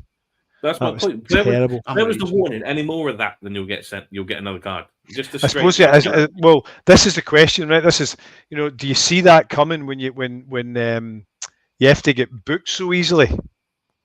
You know what I mean? You get booked too easily. Lucky Connor. Not done bad. again, but if he took Yefty off at half time, or Shefty, Oh, Go on. oh, he's Go on. through! Oh, come on. Guys, what's he doing? Good ball. Oh Unlucky. my goodness. Diomande first, feet all over the place. Jenny's in. Passes to I know. Dessers, Dessers does nothing with it. Yes. Jenny, Get the inside! Oh, Good Come on. tell me Oh, that Dessers did it. No, they hit the Kiev player. That's all right. Do you guys reckon if we need to win this inside the 90 now? Yes. On 10 men. Yeah. Yeah, No. definitely. When you've only got one man to hit, that's difficult. Yeah. Okay, look at the Don't space we're shoot. still getting. Don't shoot. Man. That was poor. Powder puff again. Wee chance there. We can do this. Do you think they can get? Do you think they'll get frustrated about, how they're, how they're not sort of even, About making not Butler paying the work? ref enough to send 2 players off? Well, That was a joke, by the way. I'm not insinuating that the referee wasn't in any way paid. Right, folk in the comments, how are you feeling? What's your thoughts on the second half so far? What does Clement need to do? Get your thoughts in, let me know. I'm a wee bit stressed. So give me your thoughts and give me some stuff I can ask you guys, because my head's gone. I mean, Sammy's right. This is absolutely still winnable. yeah. Yeah. Not by defending like that, that's it. Schoolboy stuff. Thankfully, it was a centre half that had the ball, not a winger. Yeah.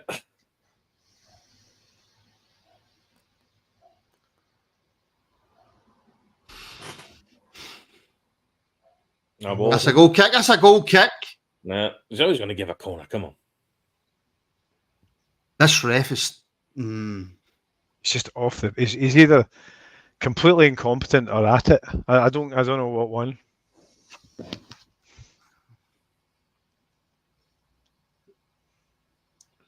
Marco Guerrero.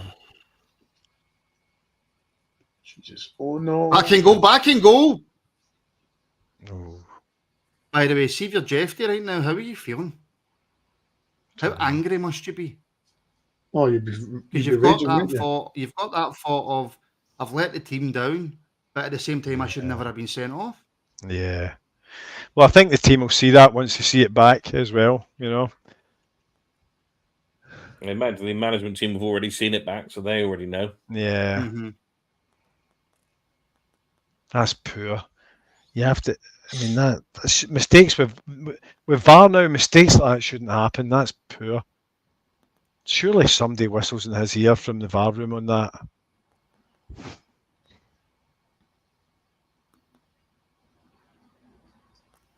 As it's resulted in a red card, that should be allowed to get involved, but I know they're not. Yeah. But they should be allowed to get involved. I mean, when you're looking at his last few games, this referee, right? He had France, Poland at the European Championships. He had a red card for each team and 4 bookings. Portugal, Czech Republic, or Czechia, he had 3 bookings. Atalanta, Roma, 2 bookings of red. Verona, Udinese, 4 yellows. Atletico Madrid, Borussia Dortmund, 5 yellows. Roma, Lazio, 8 yellows. So he's got a history of being hard happy. Yeah, he gets the top level games, absolutely. But come on, a top level referee is going to send someone off on that on that Right, second so, yellow. Sorry, Ian. Diomande off, Dujon Sterling on. So what we're doing now? What's the plan here? Sterling sits in. I'm with not a tactician, Barron so Lawrence goes further up. Is that just like for like? Yeah, it will be essentially like for like, but Sterling will sit back a wee bit more and still kind of. So is this where we see Barron going further forward? Possible. No. Maybe, but That's Yarmolenko went I off think now it's. as well. I think we'll still see Matondo come on yet as well. Next 3 or 4 minutes, I would get Matondo on. Yeah. Look at this. I mean, that has happened to Dessers That's all a free night. kick. That's a free kick. All night he is just getting manhandled down to the ground and no foul, no nothing. But we go near them and breathe on them. Free kick, yellow card. Breathing them. Well, look how high Sterling is. You got a right footer on the left and a left footer on the right. He likes doing that, though. Yeah, inverted wingers. It's offside. It's offside. Yeah, looked It's offside. I'm not going to give it, though, so let's carry on playing. Yeah. Just going to have to play now. Forget the officials and just get on with it. Yeah. It's still different playing in Scotland every week. Isn't it? Christ, here we go. So it's- We're actually keeping them at bay quite well, aren't we? Well, Kyiv will It's a fancy their long chances. They'll time. just keep the ball and sweat it out as an extra time. You know. But the That's what longer they'll this do. goes on, the longer they're going to get frustrated. Mm. Well done. This- We've Just go also down for got once. that in the mind of our players, but what happens if we're on a booking and we make a challenge? Mm-hmm. Who else got booked? Proper got booked, didn't he? Yeah. Is it Diamandi, but he's off. Diamanda, yeah. Yeah. Any of the Kyiv players been booked? Probably not. Don't think so. Just trying to I find the don't game. remember one. None I of them. don't remember. Yeah.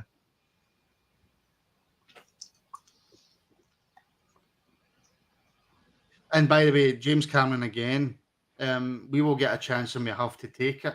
We Yeah. might get a chance and we do have to take it. And we've got Dessers up front. Say what you want about Dessers, you're for him, Yeah. you're against him.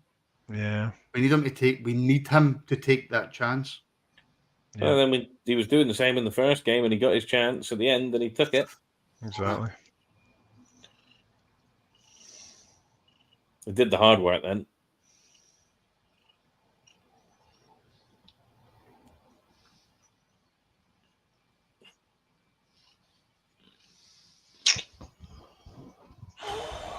We're needing. Yes, Czerny. And then they left it to each other. That's That what we was need. it, We bro. need to nick the ball and win it up the park. Yeah. What? Yeah. What? It wasn't, but you knew it was going to be there, Fro.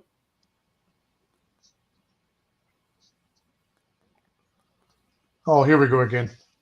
What's happened here?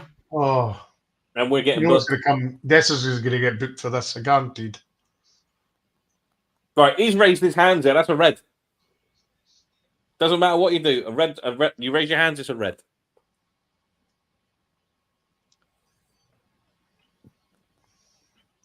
Nothing wrong with him. Look, he's straight back up. And Czerny's just telling him exactly what he is. He's at it. Ukrainian. During the cast, you can just tell this ref is not up to pace with this game. Jesus Christ. Can we see a replay? Oh, It's BBC coverage and it's fucking You shite. just can't afford replays. I don't think anyone was booked there, though. I think it was his whistle in his hand because it's yellow. Yeah. Deceiving. can we take Big Dave's comment, by the way, right? Shocking decision, but would we be down to 10 men if we had an experienced winger and not a young left back playing left wing? Yes, done we would for have, that. because it was never a foul. So Yeah. Could have been anybody going up there and they would have still got a yellow. it was a disgusting decision. It's not as if he's And left it- an arm in and you can No, and you just can add say insult. 50-50. Just add insult to injury. The first yellow was soft too. Oh, aye. Mm-hmm. So no, I think this ref would have messed it up either way. That's what I'm saying. If you're a ref and you've booked someone and you've thought, well, that could have gone either way, you then, I mean, your common sense on the next foul, in inverted commas, you're thinking, right, I'm definitely not booking with that one because I kind of went in on him in the first one. But no, this fucking Tadger's just gone straight in with a yellow. It was never a yellow. Honestly. Oh, space. Well Well done, done. John. It's a foul It is a foul, yeah. Pulled him back. It's a and he went to kick the foul. ball. and a yellow card. Even Clement's calling that one. Has he booked him? He's off the pace, this ref, honestly. Did you give him? Did, Did you give the did foul? BBC Scotland just say fair play to the referee? For bringing it back for that foul, I think. But again, I'll have to take your word for it because I can't hear it. The only one who can is Why am I hearing penalty in the comments? Well, I'm hearing penalty as well. Come on, go down. Here we go. Here we go. penalty. Oh, he saved it. Oh, this could be it. Was it a handball? Was it? Yeah, this could be a handball. There's another one. Oh, another one. This could be. Well, there's. Well, VAR's allowed to get involved with that. Yeah, but is it just too close to be given us that? I've not seen the replay yet, but is that too close to be given us that ball? No, they weren't. He wasn't very close, to be fair.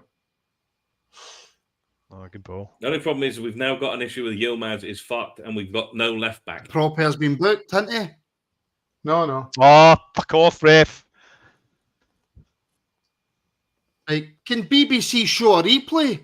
Nah, they're hopeless, mate. Absolutely Here we hopeless. go. There we go. Right, let's see. They're probably raging Journey's they on haven't the shown the ball. Rangers game in the That's been- first place.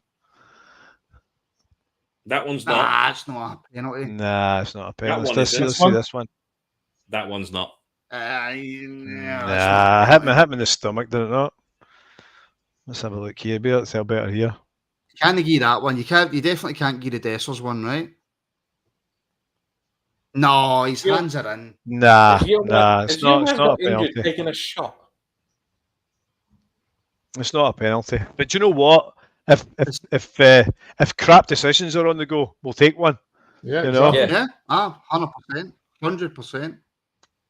Although I We- get we- the we feeling were that due they that catch penalty. the ball, basketball, dribble it down the other end and chuck it in, and they give it as a goal. So I mean, it was the same. Was that not the same kind of the second penalty claim was the same as Hearts against us, wasn't it? yeah, Well, no, Similar. I think ours Terms was of- more. terms Ours of was more a handball. case of a penalty because Mm. Conor Barnard movement, didn't he?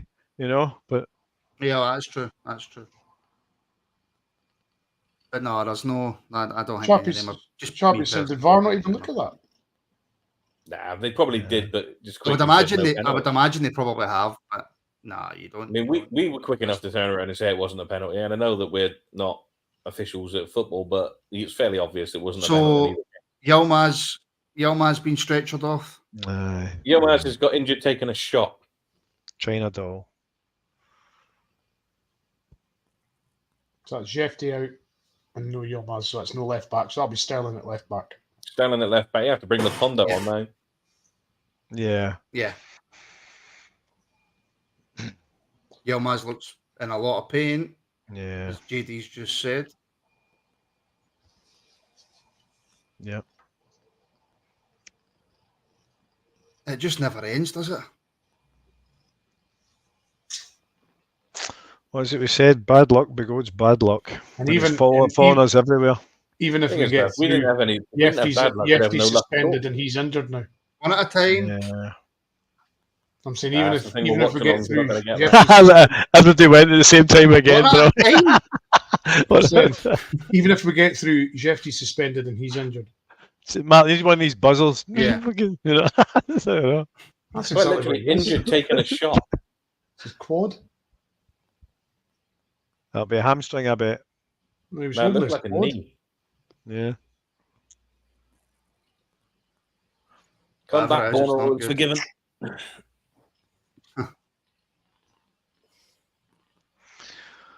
Oh, I No, don't it's like not how like this good. is panning out.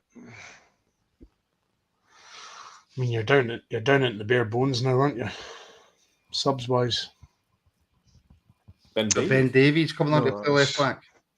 Oh, well, he Sterling. can play Well, there, so- no, because No, you're he'll right. play it'll left be- back. He'll play left back, yeah. What about Fraser? Why didn't they play Fraser? He's a left back. Unless he's doing three at the back. Brave if he's doing that. That would be brave. When You you're know down. what? If we nicked a goal at the end here, it would be absolutely justice. You Oh. know? I'd be. I think the pod will be finished because my laptop will probably take a flight. And I'd have put Fraser on before Davies, surely. Just pace wise on the left Would back. you? Would you? Oh God, yeah. In this game, with this importance, you would put Yeah. a youngster on who's not had much we, first team we football. can't say we want the youth to get a chance and then say, "Well, the game's too big for them." There's Played in Osland. There's getting a chance. There's getting a chance, and then there's 13 minutes to go in a game that we really need to win. I'm just in speaking Europe. about pace wise down the wings. Davies will just get roasted.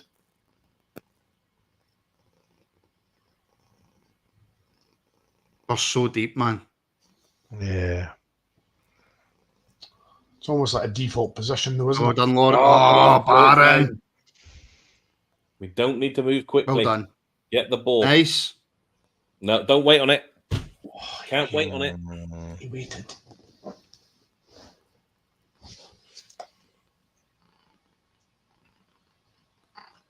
We're so deep. Here we go. Tav turned inside out. Yeah, here we go.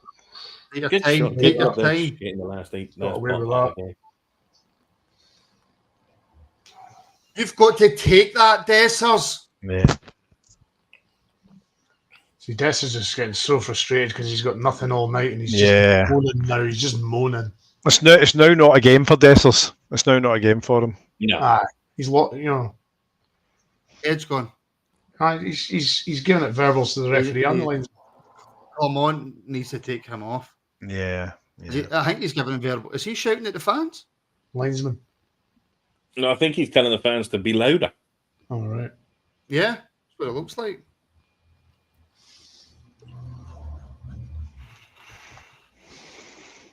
In for the long haul tonight, then, boys. I know, that's it. Oh, Oh, you'll get a foul for that. Post-match reaction about half one.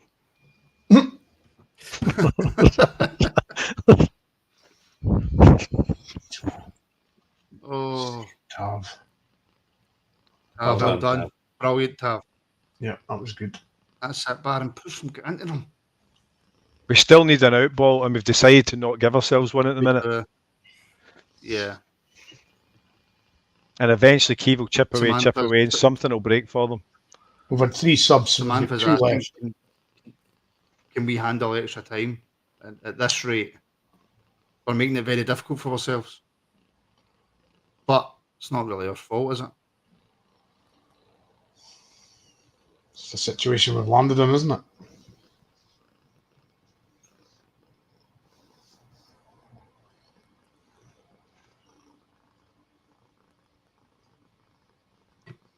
Tell you what, Kyiv are pretty boring to watch, aren't they? You know? he's going to hit it. Yeah. There's nothing No, it's special about them at all. That's a shot on target. Yeah, it's a first That's shot their on first target. shot. Yeah. They're a team. I've They're a done team it who for want reasons. to. They're a team who want to win by cheating. That's what they are. Well, to be honest, the ref has done us. Because, I mean, any ref should have seen through that. Oh, no, That's nonsense. they've done it as well. The ref is culpable for the red card, but the Kyiv player's gone down making an absolute meal of everything tonight. So there was always. I gonna know, get but something that's wrong. been going on since God was a boy. That's easy to see through. You know, especially It's for just Italian not been ref. strong enough. Italians gave birth to that stuff. Some gear. No, it's not good. It's not good, guys. It's not good. No, there we go. I just seen the comments. good news. That's going to happen, isn't it? Cross in, decent from pro player. How far are we behind? Oh no! There we go. That's That's it. Oh, That's it. I'm afraid their ploy of getting somebody sent off's worked. yeah. Simple as that. That wasn't even a good ploy. The ref fucked it. Yeah. Yeah, I'm afraid that's exactly what happened. Again, well, fair to say we won't be doing a watch along again. So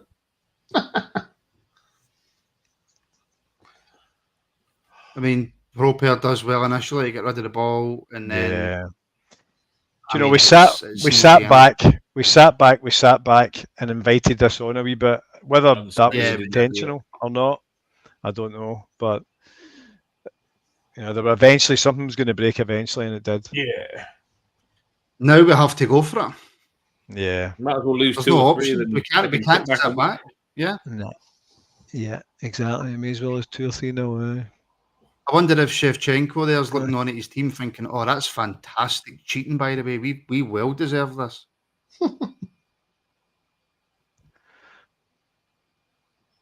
Matondo coming on now. There we go. 2-0, guys. 2? Fucking hell. Oh, really? Alright.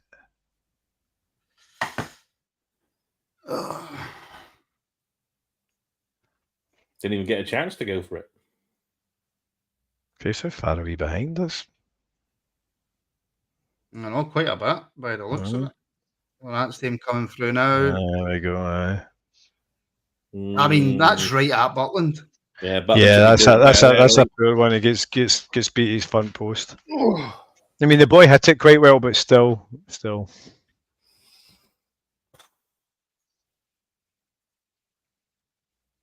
I'm saying the catalyst was the red card. Simple as that. Yeah. Yeah, They change never the even had a game. shot on target until they Change the scored. game. Change the game. That's poor.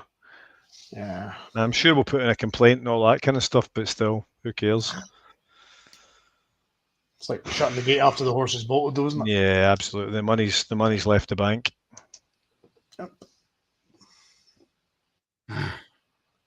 The thing is, well, they weren't even I mean, that that's good, were they? poor for Scotland, isn't it? They weren't even that good. We see it better from this angle how culpable Butland was. I mean, it's quick at him, to be Aye, fair. it comes at him. Aye, it comes at him quick. It's a good, I it's a was really going to good. say, Aye. he's fairly The bu- rifled at him. The boy hit it. The boy hit it well. Let's see. He's not got a lot. He's not got a lot of Slightly as well. He's reaction going time. across, Nah, so it can't go I'm the other way. not blaming Button for that at all. Now I see it. Oh, that's it. No, That's like he's not. that's 20 minutes too late. That substitution. Yeah. Should have. There's them all leaving the droves now. That's the fans Yeah. leaving. By the way, will they be back?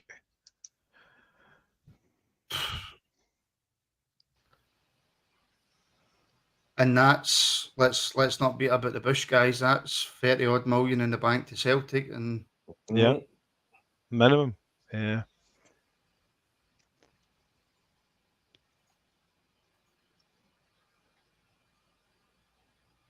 That's terrible, man.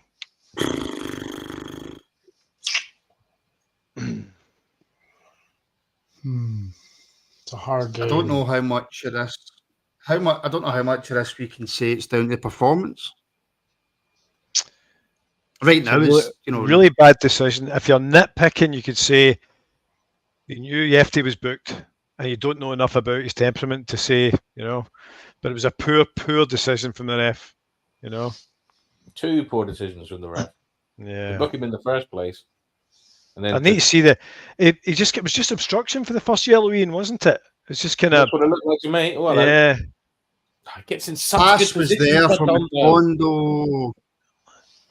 The thing is, he makes himself into the positions and then does things like that. I know. Great work to get into the space. But yeah, Czerny's there for the ball. That's the ball. Yeah, good shout. Whoever that was just said that. I'd like to have seen Rangers 1 goal behind before Matondo come on the pitch. Yeah. That's exactly correct. Well, Davies, what are you doing? Jesus, wet man. That's more suited than it is Davies. Here's a goal. That's. What was Davies doing there? They're just laughing. They're actually just- laughing now.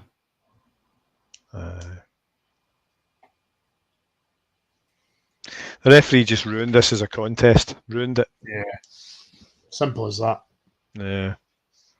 You can't really butter it up any other way. No.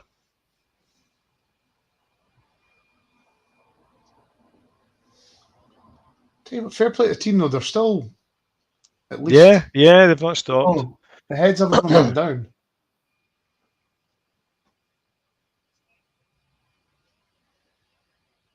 Nah.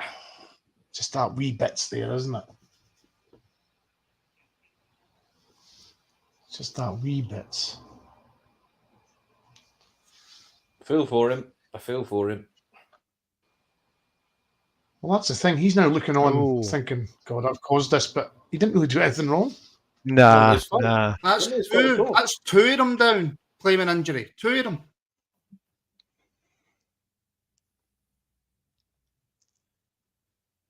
Tell you what, Kiev only through because they're a good team. No, No, they're not. Hopefully Salzburg just destroy him.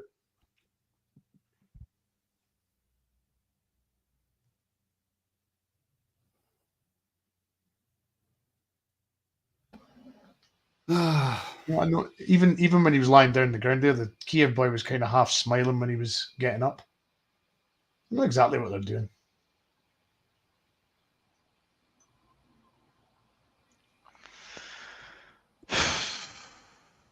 Nah. What do you think the manager comes out and says after this? What can he say? He's going to just basically say we've been done by the ref. We've been absolutely done by the ref, and he's not wrong. He's not wrong. I don't know, other than but it's crystal ball stuff a little bit. Knowing that Hefty was on a yellow card, could he have made the change? Maybe, but for what he got booked for twice, I mean, you can't compensate for that those kind of decisions. You can't legislate for rubbish like that, can you? No, you can't.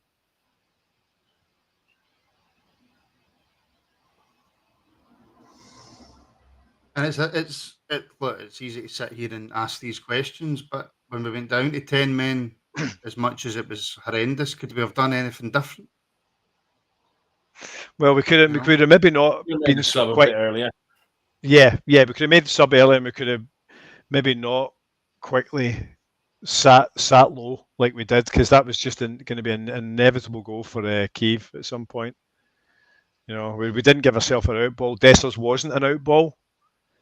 But yeah, But again, no, we just goals.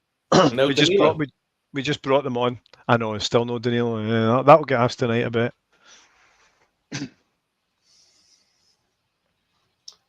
And the thing is, though, when the second goes in, is there any point in taking in Danilo?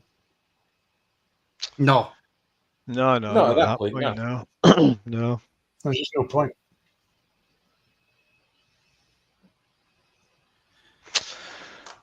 And especially when it went down to 10 men as well. I mean, Danilo's, it's a tough enough game with Danilo up top when it's 11v11, but it's even harder when it's 10. I mean, let's be honest, it was Dessler's got 50-50, if not just slightly in our favour when it was 11v11. But it was an even game. It was, it was. It was an even game. I would have fancied our chances at the end of this game had it been 11 versus 11, because we've got the kind of more dangerous players in the last third, you know? Yeah.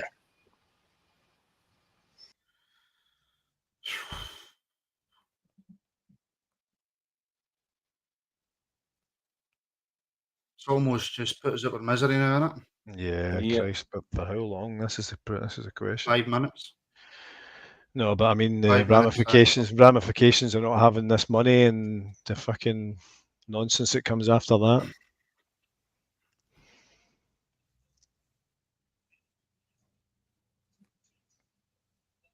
Just see Celtic tucking their checkbook away for good now. That'll be under lock and key. You know? Yeah. They'll not need to spend anything.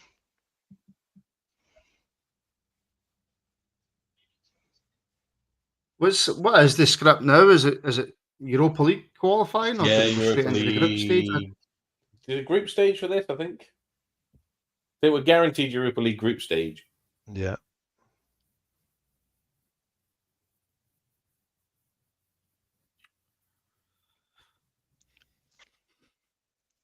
So do we have to qualify for that now, or do we go straight? Do we straight in? Are we not seeded? I think we go into the group straight off. I think unseeded now.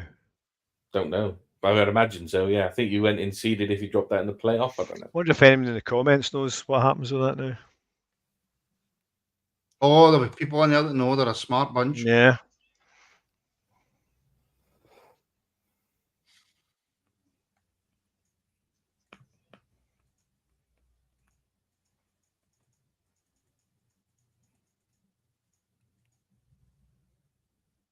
Straight into the group, says CGM, but I take it and we're seeded. Oh, there's Paul saying we're seeded. I was seeded. Oh, right. Well, there's an up, at least. A very small up, but an up nonetheless.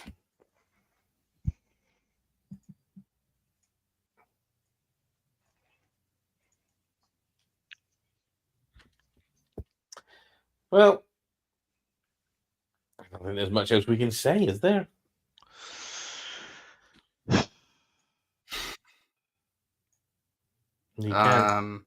Raging.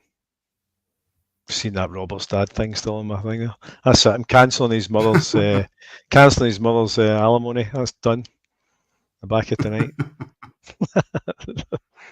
Alimony. Oof, very American.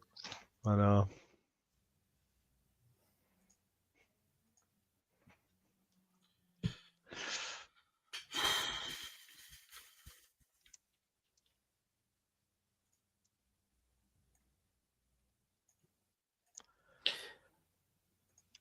Again, though, to take some positives, Connor Barron, another decent game for me.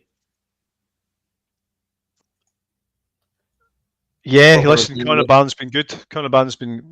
I've not seen him put a foot wrong I'm since he put struggling. the I'm jersey on. struggling. I'm And struggling for the Crosshair's look positives. all right. I'm not going to lie.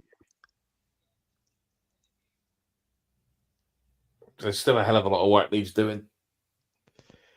But we'll have to take the manager at his word, because he said that it's all dependent on this Champions League game. We've got names for if we go through, names for if we go out. So we'll just have to wait and see what happens now on that.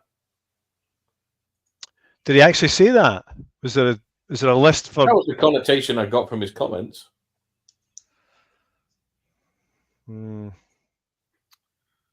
I think So it's I'm guessing, all obviously, we're up. Oh, Save. Doesn't really what a matter. save. What a Good save. save.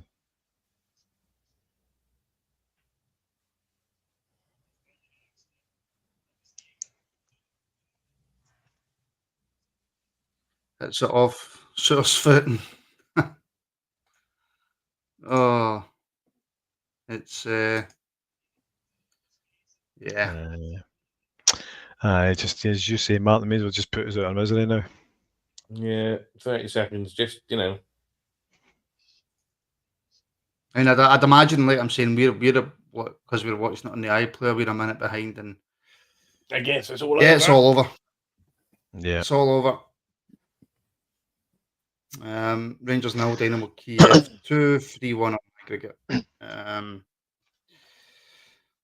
Slightly strange for us gents. Obviously, we're usually 10 or 15 minutes after the full time whistle, but obviously we've been on for 2 hours now. I'm usually have 5 or 10 minutes, make myself a coffee, calm myself down slightly before we start this. Ian, I don't know what to say. It's shite. I'll take that one because you didn't add Okay, the connotation of yeah. Robert's dad into that one. But it's never good losing it. And look at Clement is going at the ref. He's shaking his hand, but he's doing it begrudgingly. He's having a go at him. Fair play to him. He looks angry. I wouldn't want to get on the wrong side of him. But it's never good coming off a defeat. He always feels shit. Like you say, normally we've got 10, 15 minutes to sort ourselves out, get ahead in the game and all the rest of it. But I'm angry, but I'm not angry at the team. I'm angry at Connor. Hello. How we doing? Good. I mean, Ian just cut Ian off there in the middle of his speech, but I'll let that go because we're all angry. To be fair, Ian wasn't going anywhere with that. We were just procrastinating, you know. Yeah.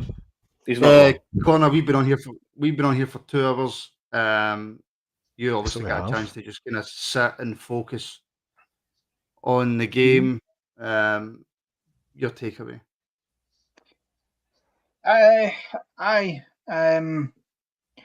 Gutted like everybody else. But to be perfectly honest, I think for all the criticism that we've rightly had at the team over the pre-season and the early part of the season, I don't feel at all like tonight or last Tuesday that is a team who's in any way disgraced itself. I think, yes, there are things we could have absolutely done a lot better. There's no getting away from that. That's the realities. I think there's still weaknesses that we've got to try and strengthen up and fill. But you can't overstate how much that red card changes the whole complexion of the game. Because as soon as Jeffrey's off, we did. I actually thought in the initial 10 minutes or so after that, I thought we'd done really well. I thought we were doing well to keep them out and actually managed to pose a few problems for them as well, despite being down to 10 men. And I think that tells you that Kyiv are not that great a team, and that with 11 men still in the park, there's every chance we could have nicked that. And I'm glad that the players didn't let the heads completely drop and just get totally battered, and they kept fighting for it. It's a tough one to take, but and I get it. It's always an knee-jerk reactions. For me, I don't think it's justified to be totally slating the players after that tonight, because what can you do when you're on that park, given that you're all trying to get through, and a referee makes a stinking decision like that? It changes not just the complexion in terms of you're down to 10 men, but it changes the game plan, because whatever Clement's plans were for whatever change he was going to make at whatever time, that can't happen anymore because you're down a man, and that does change things. So, but yeah, I think definitely conversations to be had about being more clinical up front when we were in those moments. Dessers again, 1 or 2 wobbles, but overall, as much as I'm gutted and I'm frustrated, I'm also in some ways, glad of the effort that the team put in. That they didn't just cave and crumble and fall under. And look, we're out. The Champions League is what it is.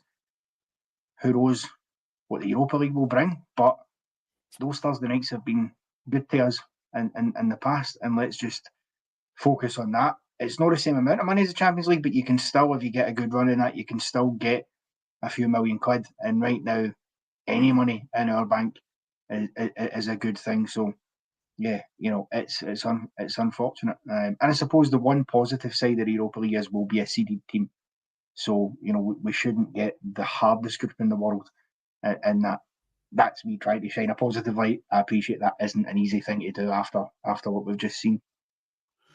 Ian T. Yeah. I don't think personally there is really any positive. We'll quickly discuss, because we've been on for 2 hours and 5 minutes, but we'll quickly discuss the game and stuff like that. But just in terms of the overall result and then what that means going forward, I get what Connor's I get what Connor's saying. We've had some good nights in the Europa League. It's obviously it's getting harder every year, European competition, but it's an easier competition than the Champions League. But you can't understate the financial implications of the loss tonight. 100%. And listen, I agree with everything Connor said there, but what I would say is as well, we're chasing a league title this year, and when I've got a new team, and if we go deep in the Europa League, that also has an impact on the players. You know what I mean? You need a bigger squad, you're more likely to pick up more injuries, yada, yada, yada. You know what I mean? So for us, it's all important about winning this league. And to be honest, the financial disparities now, only time will tell as to how far this sets us back. It certainly doesn't do us any favours. It certainly makes it feels, certainly financially, the gap between us and our closest rivals grows greater. Mm-hmm. And like I said before, bad luck begoes bad luck. That was incredible. It was an incredibly bad decision that went against us today. It wasn't just one of these ones that we could. For example, I think Connor and I spoke about Connor Barnes' handball, and we could see why some against Hearts, and you could see why that could have been. You wouldn't have been upset. I think Connor said, had that been given as a penalty, you wouldn't have been upset. You would have you'd have shrugged your shoulders and gone, "All right, okay, I kind of see it." But that tonight's a fucking joke. That's just. It's just. I don't know how anyone comes off after that game and kind of still looks at that through whatever angle and sees that that's a second yellow. At best it's a bit of obstruction, a foul, or could maybe say he climbed on him going for a high ball, maybe. You know what I mean? But truthfully, that whole decision just completely changed the game around and killed the game as a contest, because there was nothing in it up to that point. In actual fact, I would have said, like I said a minute ago, I would have fancied us in the last 20 minutes had it been 11 versus 11 going forward. So I'm just gutted. Just one taken out my sails again, and what this means for the next couple of seasons or whatever. I don't know. It's I mean, like I said during the live game there's Celtic are just encouraged now to bank their money. They'll not be spending. They'll not need to spend anything else now. But everything will come to them again. It's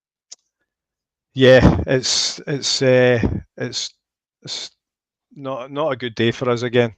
And all that gets added to that we're at Hampden and we're not at our home in Ibrox, and it's just we just need to just keep the head down, let Clement do what he's doing. We can't really blame him for today, even though I've seen a few comments saying that he maybe should have known about Hefty's yellow card. And okay, that's I can get. I said that myself in the first half. I said, look, Diamande and Hefty are both booked, and this referee looks like he's handing out yellow cards for fun. It's a consideration, and albeit that's what happened, but the circumstances that happened under are completely unacceptable.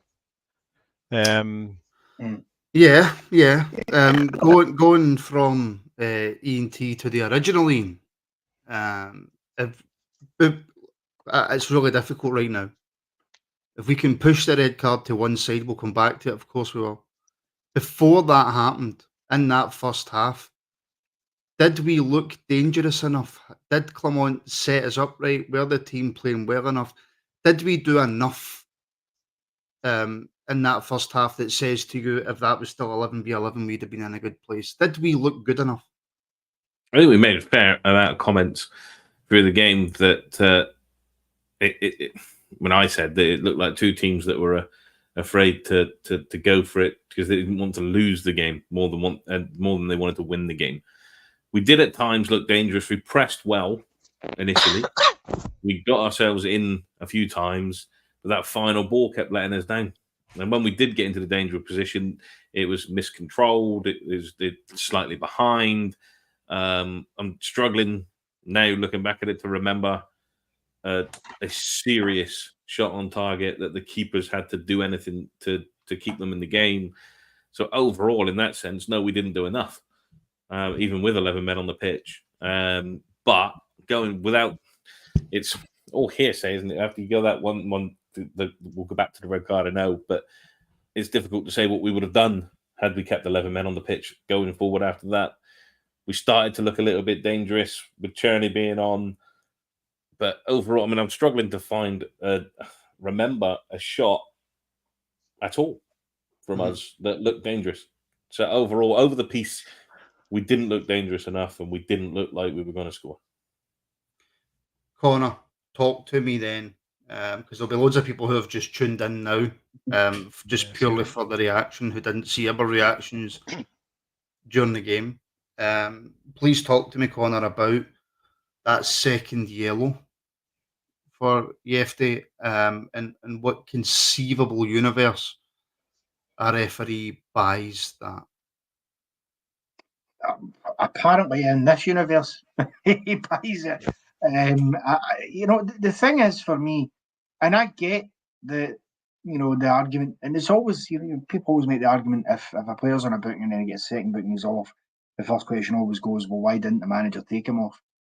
In Philip Clement's defence, there's no way in this earth he could have conceived the ref's going to give him a booking for something like that. To me, if players get booked for things like that, then you can't defend in games of football anymore. There's nothing you can do then. Because if that's going to be a booking, then you can't go up and challenge for it. It's not as if his elbow had come out, exactly, right, and then catches it, I could get that. I think we'd all say, look, that is a booking in the modern game. That's not what happened. He barely touched him, if at all. And Yarmolenko's gone down, rolling around, holding his head. And you see him when he gets up, he's celebrating, he's clapping, he's cheering. He knows what he's done. Now, unfortunately, because it's a second booking, it can't be looked at by VAR.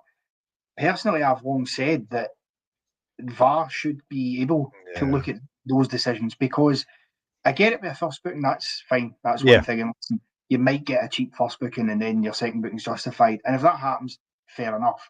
But you're sending a player off with that second booking. That should be something VAR can go, that's no one. That can't be. It's these weird quirks you've got with VAR. We've seen it the weekend with Kilmarnock, where Daniel Armstrong gets booked. VAR is quite clear that it's not a booking because he was fouled, but because they're saying it's outside the box, it wasn't a penalty, then they have to stick with the wrong decision. These are things that need changing, because how can that be a booking? You see, how many times do you see that challenge in a game? You see that 20, 30, 40, 50 times. Players jump up and challenge for the ball. If you book them all for that, then the game would be abandoned. You know, it's a real dreadful decision from the officials. It'll be interesting to see actually what some of the former officials who comment on this sort of stuff make of it. Yeah. Because this is one of those absolutely ref on the park has made the mistake here. I don't know. It's bizarre to me. Because the first thing when I seen it, I didn't even conceive it be a foul. I was sort of like, what's going on here? And then you see the ref walk up with a yellow card in his hand and give him the red, and you're thinking to yourself, hold on, what? How has he done that? And of course, it takes the BBC an age to show you the replay. So by the time we got to that point, it's so frustrating because in a game like that, it's too big a game to allow those mistakes. And it's not just games like that. You see it all the time with huge games. It needs to be looked at seriously because I get some people saying, well, rubbish and was right. Okay, that's, I'm not going to claim it was vintage football from us, but that costs you the game. You go down to 10 men in that situation, you're lucky. We've had situations before, we've done it, but it's very rare. So for me, I cannot understand the referee's decision making there, and I would like to hear after the game the explanation for what he thought he saw when he decides to give him the second booking. Because it's customary as well, just to finish on, that if someone's on a booking and they're going to a challenge, unless it's a bad tackle, normally you would give them a warning first and say, right, that's your last one, and then you're off. That didn't happen there. So it's it's woeful refereeing.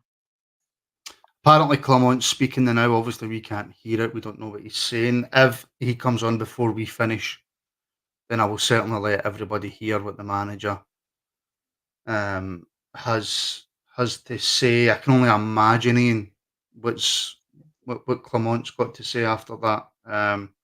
But he's going to, regardless of what's happened during the game, he's going to come under a lot more pressure now. Iain T.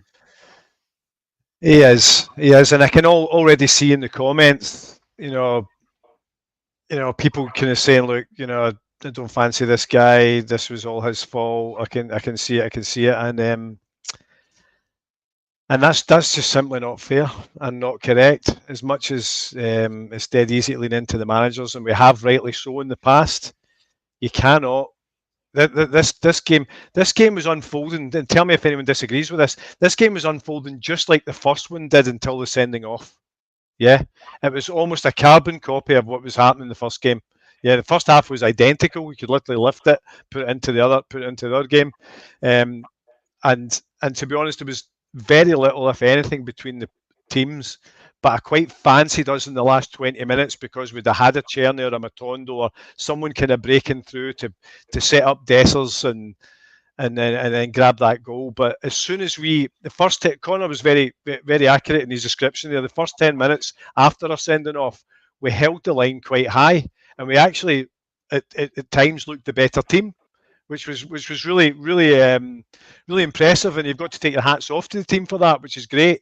But then the inevitable two lines of four came in, you know what I mean? And then nothing, no out ball.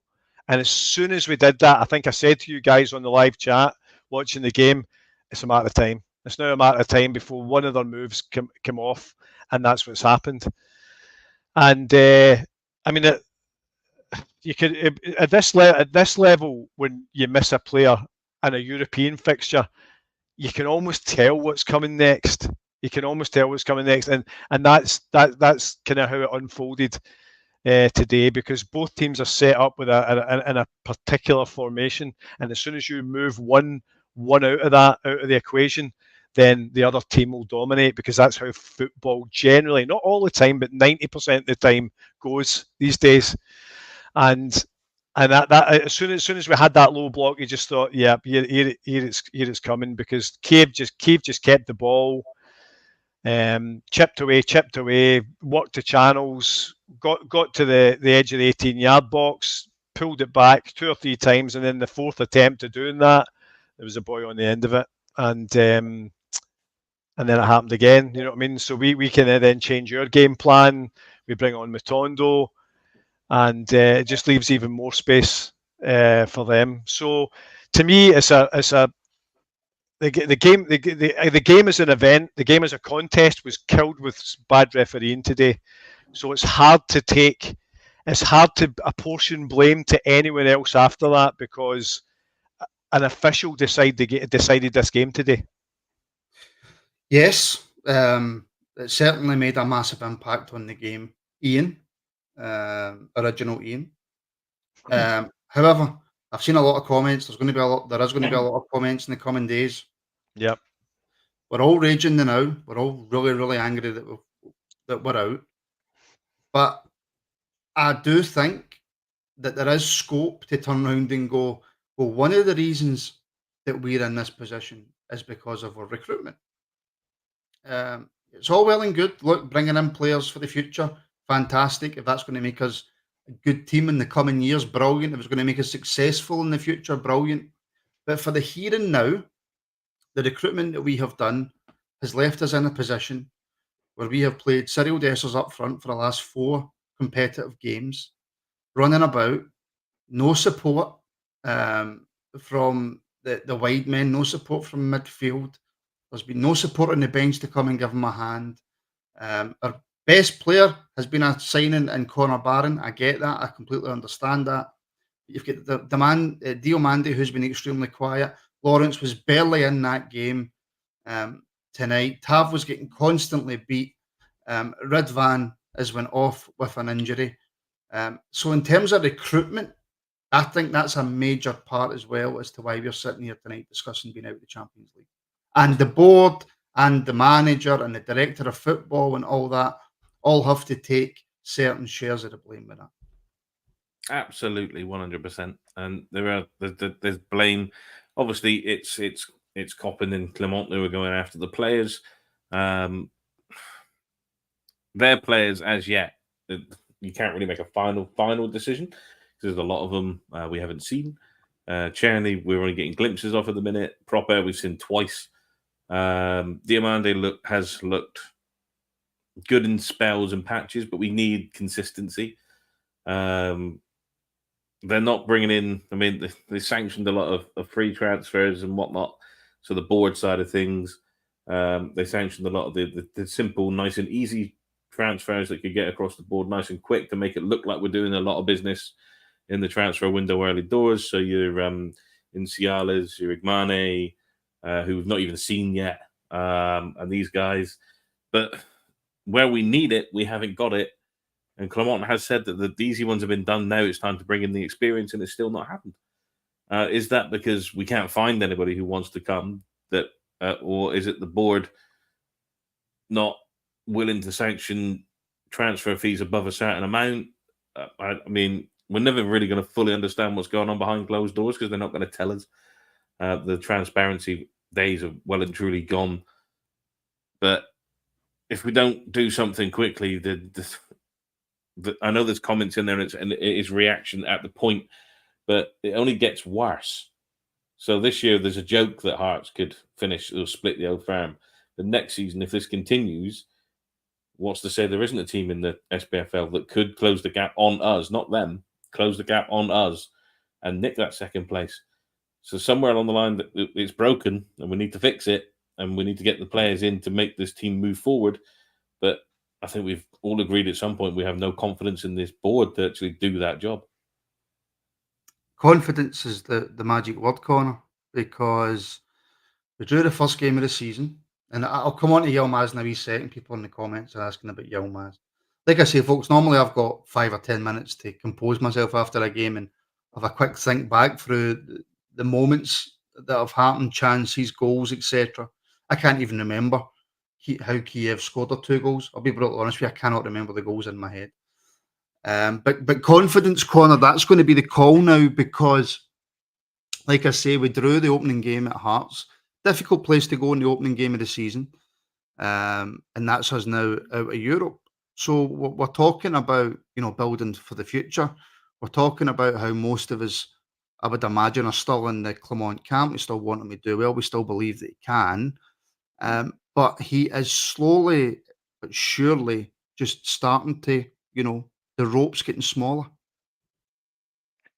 To a degree, yeah. I mean, look, firstly, we're not out of Europe, we're out of the Champions League, but I get, yeah. I think, look, firstly, I agree with everything that Iain said there, and what you've been saying as well about recruitment, and you bring in players and say that they're for the future. We've had the last 3 managers tell us that half the players are brought in for the future. You need players now, and you also need players that are able to start games, because again today, Czerny, who does look a good player, isn't starting for whatever reason. He's not being named. So that's something that you have to look at. But in terms of come on, I mean, look, the issue is that you need to have some form of consistency as well. I understand the times were different and there was reasons behind it, but Steven Gerrard took a couple of years to get his team in a position where it could actually challenge. And listen, I get the concern about the financial situation and how far in front that Celtic are potentially going to go, but that is based on an assumption that Celtic are going to get every decision right. At the end of the day, they've won the last 3 leagues, Connor, so they're getting something right. Yeah, they've won the last 3 leagues for. It's not, Connor, just to say, you're right. You're right. Celtic, we can't assume Celtic get every decision right, but that wealth and that bounty gives them a privilege to get a lot more wrong than we are. Yeah. Oh, no, it does. But Celtic have been in a very I'll tell you what's happened with Celtic that's helped that we've not had right. Number one, we have constantly changed manager. We've went through. This is our 3rd manager in 3 seasons that we're on, right? So you can't keep doing that, because it's a merry-go-round, and eventually you need to put your hat and nail your mast to somebody and say, right, well, he's going to have to be the guy to try and take it forward. Timing has been a key factor as well, because at the same time, albeit we made mistakes and didn't capitalise on winning the league, at the same time we ended up in transition periods again, and they were in it. They managed to get a situation where Ange Postecoglou comes in and just rebuilds their team because he had a war chest flung at them to do it due to the amount of players that went out and the money to get in. We've not had that. There's also the luck of timing that when Ange Postecoglou leaves, Brendan Rodgers just so happens to be out of a job. And now, whether people look at his record down south or not, for me, Brendan Rodgers is a Premier League quality manager. The fact he was up here once was one thing. The fact they've got him in yet again, that hurts us massively, because whatever squad he's got, he knows how to put a team together that's going to go and win this league at a canter. He didn't come back here to win the league because he's not interested in that. He obviously came back here thinking he could do something in Europe and for an easy paycheck to rebuild himself again. That's the bits of luck that we've not had. That's also down to decision making as well, because we've appointed the wrong people. You can't tell me that Michael Beale was the correct call. If anything, the way that played out, I know things had slightly went wobbly for Gio, but you'd have probably rather kept him than brought in Michael Beale. I'm just going to. There's a couple of super chats came in, Connor, that I really want to get to. I don't mean to jump in, but I do want to get to these super chats because Charles put one in the last show before Wolf cut us off, and I didn't get a chance to read Charles' super chat out the last time. So I want to get to Charles now. Thank you very much for the support, Charles. No excuses. They're an average side. Salzburg put out the squad as a joke. I can't even read this, Charles. We need moved on. Clement under pressure, 5 million lost on board with Hampden, carry on. Stop blaming ref. Yes, was poor, but no excuses. I'll come straight back to you, Conor, because I cut you off there and I apologise. But on Charles's point there, I think we're well within our rights, Conor, for the way that game was going. I think we can put a lot of blame on the ref. If people have been watching the Rabble for an extended period of time, you know that we never use excuses when Rangers get beat. No, and it's not all down to the referee. There is loads of different circumstances as to why we didn't win tonight. But at the state of play when that was 0-0 in the 50th minute or the 51st minute or whenever it was, and the referee makes that decision, that has a huge impact on that game. Of course it does. Listen, I totally get where Charles is coming from. And, anybody who's been a long-term viewer of the Rabble knows that we have never, ever, not once, have we shied away from being critical of the team when it's deserved it? You know, God knows that at times we've actually been criticised for being too critical sometimes, but we're not shy in doing that. I think you can't underestimate the significance these issues, you know, these decisions have on a game. You go down to 10 men in a game that's absolutely finely poised, that, as was said by Iain, that, you know, you could copy and paste with what had happened in Kiev. Nothing in it between the two of them. And that changes it. That gives Kiev the impetus. You know, that puts their tails up and think, well, you know, all of a sudden they've got the advantage. And then the other part of that, of course, is when Ridvan injures himself shooting, which is just how unlucky is that. That changes as well, because then Ben Davies has to come in and he's not got the same quality. Now, I'll happily say that for the first goal, Ben Davies should do better. Because when it's cleared out the box, Ben Davies doesn't look like he knows where the ball is. And if he is paying attention and knows where it is, that's his ball to clear all day long. It shouldn't get to the Kiev player. So yes, absolutely. In moments like that, there are individual moments that they could have done better. But, you know, once the player's off, you've got a hand tied behind your back. It's not about blaming refs. It's about calling it as we see it. And for me, it would be remiss of us to just dismiss the refereeing performance as a non-entity, because it hasn't been. It has had a material impact on the game. And as I say, yes, where there's been individual criticisms, certainly we'll do that. You know, we'll be on Thursday in the members show. We'll all have time to reflect further, and I'm sure there'll be points like that made. But in the here and now, I think it's perfectly legitimate to say the referee has had an absolute shocker. Yeah, 100%. And like Mark Doyle has been a channel member for 18 months. Thank you, Mark. Why do we keep getting these third refs in Europe? Yeah, that is a very good question. That is a very, very good question. That's a good word. That's a good word for the ref. FUD. He always a FUD. It's probably the know? nicest thing we could say about him, to be brutally honest with you. Original Iain, I'll bring this to you for Lockeye reviews. Thank you for the super chat, Lockeye. Thank you very much, my friend. What on earth was Jeffy sent off for? None of us know. Nobody knows. I've just seen the replay. What an absolute joke of a decision. This is the point, though, on Lockeye's super chat, original Iain. Clement is the right man for the job. We need to stop being reactionary. He needs time. There's going to be, in fact, do you still think the vast majority of supporters are on Clement's side? I would like to think that they are. I would hazard a guess is that they are. Yeah, I would like to think that they are. I am. I'm not going to throw the towel in and say, right, he needs to go. Because when do we stop doing that? Do we just keep doing that? Do we just keep throwing managers out? Bring another one in, right? You have a go, right? No, you're not working. Get out. You have a go, right? You get. Do we want to go back to we're just getting managers of the caliber of Pedro back in? Do we want Graham Barty to come back in, take another chance at it because he might get it right this time? We've got to keep going. The one thing that managers don't get anymore is time. And I know we play in a league where time is not granted, because if first is first and second is nowhere in the SPFL, because it's either us or them.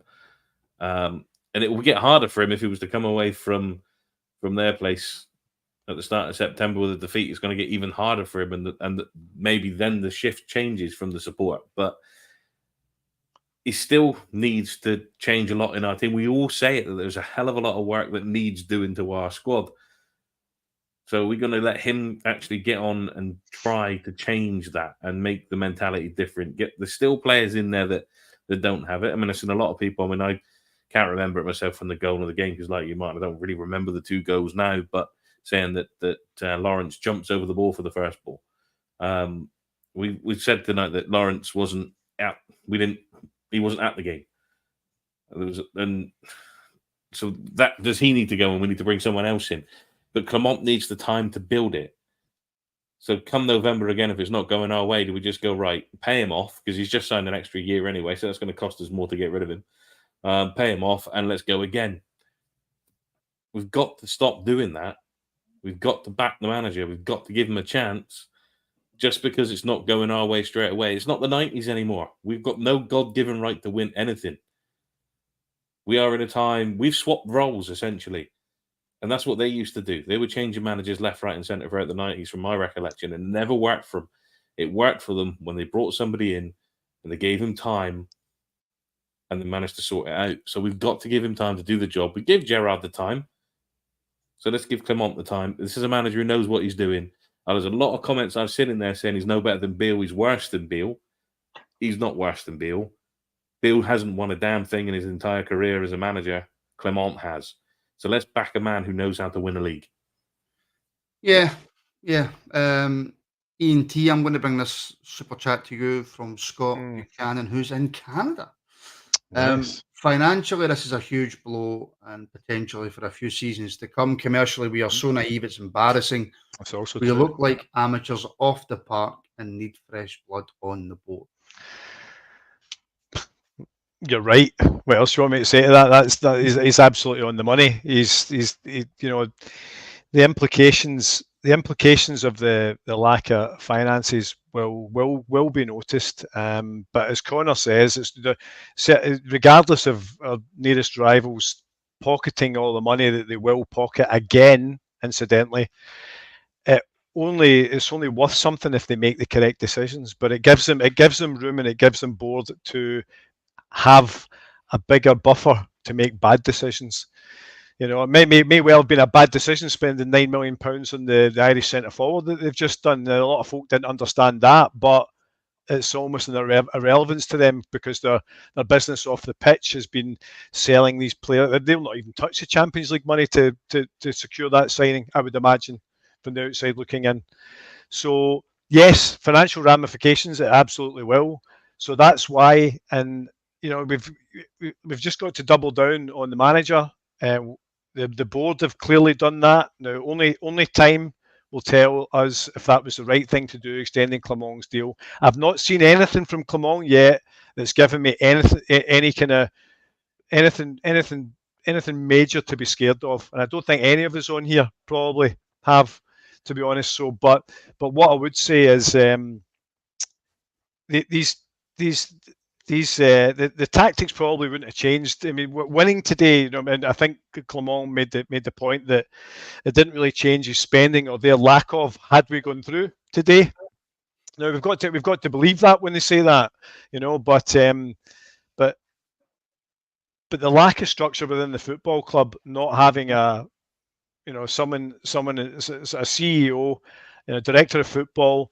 You know, these decisions, we can't have players on big money that contribute to nothing, or on players that are under 25 or anywhere between 25 and 27 and potentially leaving the club for free.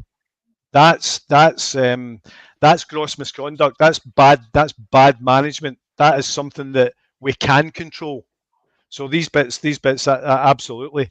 Now, listen, we got today where we did today by a bad refereeing decision. That's absolutely right. But all roads lead to where we got to today, and that is, there's lots of gambles that we took that didn't pay off for us. We chose to hang on to Ryan Kent.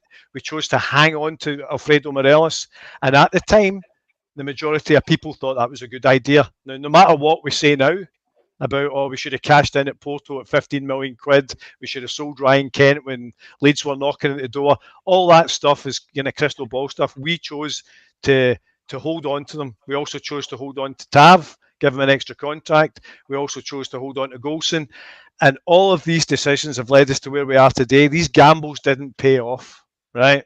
So as much as it came down to our F today, we are where we are by not winning the league last year, because we held on to a lot of players and then didn't cash in on a lot of players on previous seasons. So we've kind of made our own luck in a way. We've kind of made our own luck in a way. So to me, tonight's been a particularly sore one to take, but it's very much reflective of the bad luck that we've created ourselves and are struggling to get out of at the minute. Yeah, I don't think I can disagree with any of that. Silver Fox, thank you for the super chat. Talk to me there. we were the better team. Ref was over.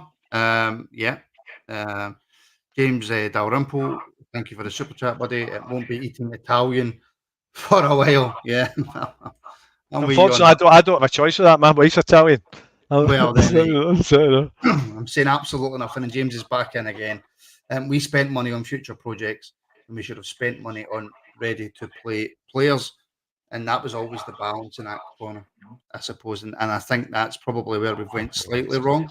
Not saying that if we had went and bought players who came straight into the first team that we would have 100% won this game tonight. And I do want to talk a wee bit about a couple of individual performances before we finish up. But just in terms of James's point there, spending money on ready-made players doesn't necessarily mean that we beat Hearts on the opening day of the season and that we go through against Kyiv tonight, but it gives you a much better chance. We've got a young boy that we signed for 1.8 million who's not even ready to get anywhere near the first team. We've got a centre-back, came for AC Milan, who's nowhere near ready to be in the first team. So, yeah, I think we're all just scunnered. Yeah, we are, absolutely. Yeah, I have said, I'm probably a bit of a broken record on it, but I have said for a while that you need to sign players that are ready to come in the door and play now, as well as players for the future. That's what you do. And I've said that, I get, because I have to say, right, there's part of this for me that the fan base have a bit to answer with as well, because when we get linked with certain players that would be ready to come in the door and do a job, immediately a lot of people go, right, you can't bring them in. You look at the Shanklin thing, right? And I get it. He's not everybody's cup of tea. That's absolutely fine. But the guy's been banging goals in for fun for the last 2 seasons at Hearts, and I appreciate the first 2 games of the campaign, maybe haven't went the way that they wanted to. But quite frankly, in days gone by, that's the kind of player you would look to bring in, because you think, right, he can come in and start scoring those goals just now in an ideal world, and then you've still got, say, an Igamani who didn't cost as much that you can build up for the future. 1.8 million is a lot of money to have a player who's not anywhere near ready to come into your first team for us. Well, it is, yeah. I totally agree. And that's part of the issue as well. He's nowhere near ready to come in. We've spent that money on him. If you'd spent an extra £1.2 million, you probably would have got Shanklin through the door. Again, not just him, but there's others out there as well. So you do need to do that as well. It's the balancing act that you've got to meet. One thing I would say, though, I think it's important to say, it's not completely the end of the world. I think, people have to understand, right? I'd hate to go back to them, but it's an example. When Ange Postecoglou first came in the door at Celtic, they get knocked out of the Champions League by Midfield. He then went on to lose 3 of his opening 6 games in that league campaign. He still went on to win the league, partly because we threw it away, but he then went on and won 5 trophies for them. Now, if that had been us, would have been screaming for his head and wanting him sacked straight away, no ifs, ands, or buts. So sometimes you have to take the rough with the smooth. There's also the fact that, yes, whilst the champions of the league this season won't automatically qualify for the Champions League, nothing says we can't get that back again, because you get enough coefficient points. We're 11th or something, so we're not far behind it. We can turn that around.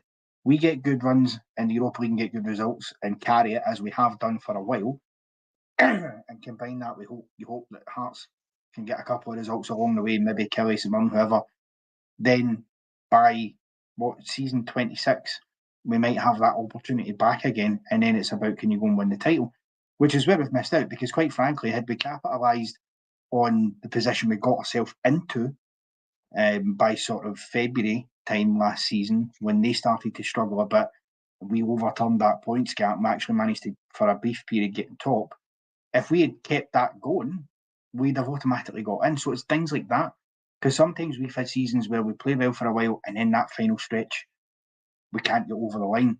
So that's part of the issue too. But as I say, and the guys have said, we have written our own story in the last couple of years with the mistakes we've made, but we can write one in a positive narrative for ourselves going forward if we make the right decisions now, and if we allow a bit of time to be. I get it, we're not winning enough. I want us to win all the time as well. I understand that, but we might have to just pause for breath a bit this season and have a bit of patience and hope that we can get ourselves, back and ready again. Listen, I'm not throwing the towel in on the league title just because things are where they are just now. It's 2 games into a season.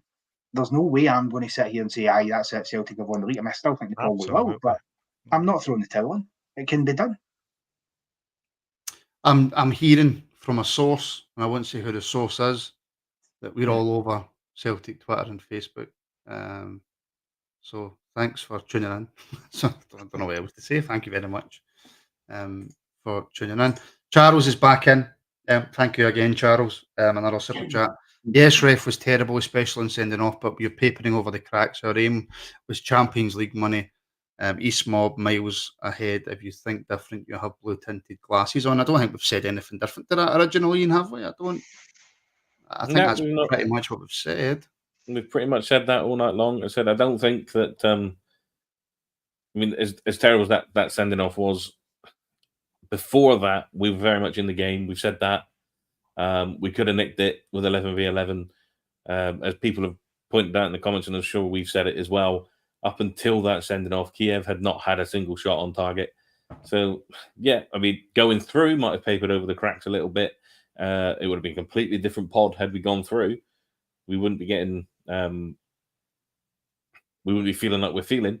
But I don't think it's blue tinted specs to say that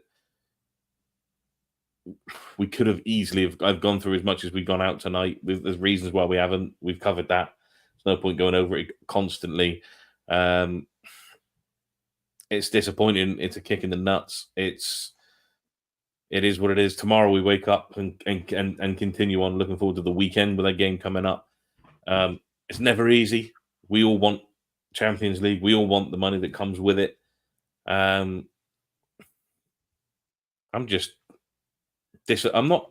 Thing is, it's that horrible thing. I'm not angry. I'm just disappointed, and it's not disappointed in the team as such. It's disappointed in the way that things that have affected the game have cost us tonight, and that's the bit that's sticking in my throat. Yeah, loads of talk about patience, and there's loads of people in the comments saying that they've ran out, their patience is done, their patience is gone, and I don't think there's nobody who can really sit and argue with people who feel like their patience have gone. I really don't think that they can. In terms of is that fair on? Come on, he's not had. Correct. That's what I was about to say. Can't say that about him. He's only been in the door a few months. Yeah. To say your patience has run out, I get it. Right? In terms of the board and their decisions, 100% agree. I have zero patience for them because the decisions they've made have put us in deep shite. But Clement deserves a bit more patience from the fans because he's not been the reason for that. Yeah. He's only just come in. And if you keep just going through a cycle, we'll sack a manager every 18 months. Eventually, managers of any kind of decent class are going to look and go, I fancy taking a job that I'm not going to get any time to do anything. You know, you don't want to become the Watford in the Scottish Premier League, you know what I mean? But I think he deserves the patience. Not the board, but Clement himself deserves that. Let's also remember that December last year, Clement was winning everything after winning the League Cup. Clement was the man. How quickly things change. Listen, this is quite refreshing. Everybody's just cutting in. It's usually me. That's brilliant. Listen, I completely understand that, and I am not for 1 second sitting here saying, "Oh, by the way, I think Clement should go." Absolutely not. What he inherited from Michael Beale, no manager should have to inherit, right? But he came in, he won a League Cup, started getting the team playing well. We then got into a position where if we won a couple of games that we really should have won, we would have been like extremely strong favourites for the league title. He didn't do that. He hasn't laid a glove on Celtic. He really hasn't laid a glove on Celtic. And now he's had a summer of recruitment. The man, it's not all on him recruitment, of course it's not. It's the board and it's Coppin as well. But he's been heavily involved in that as well.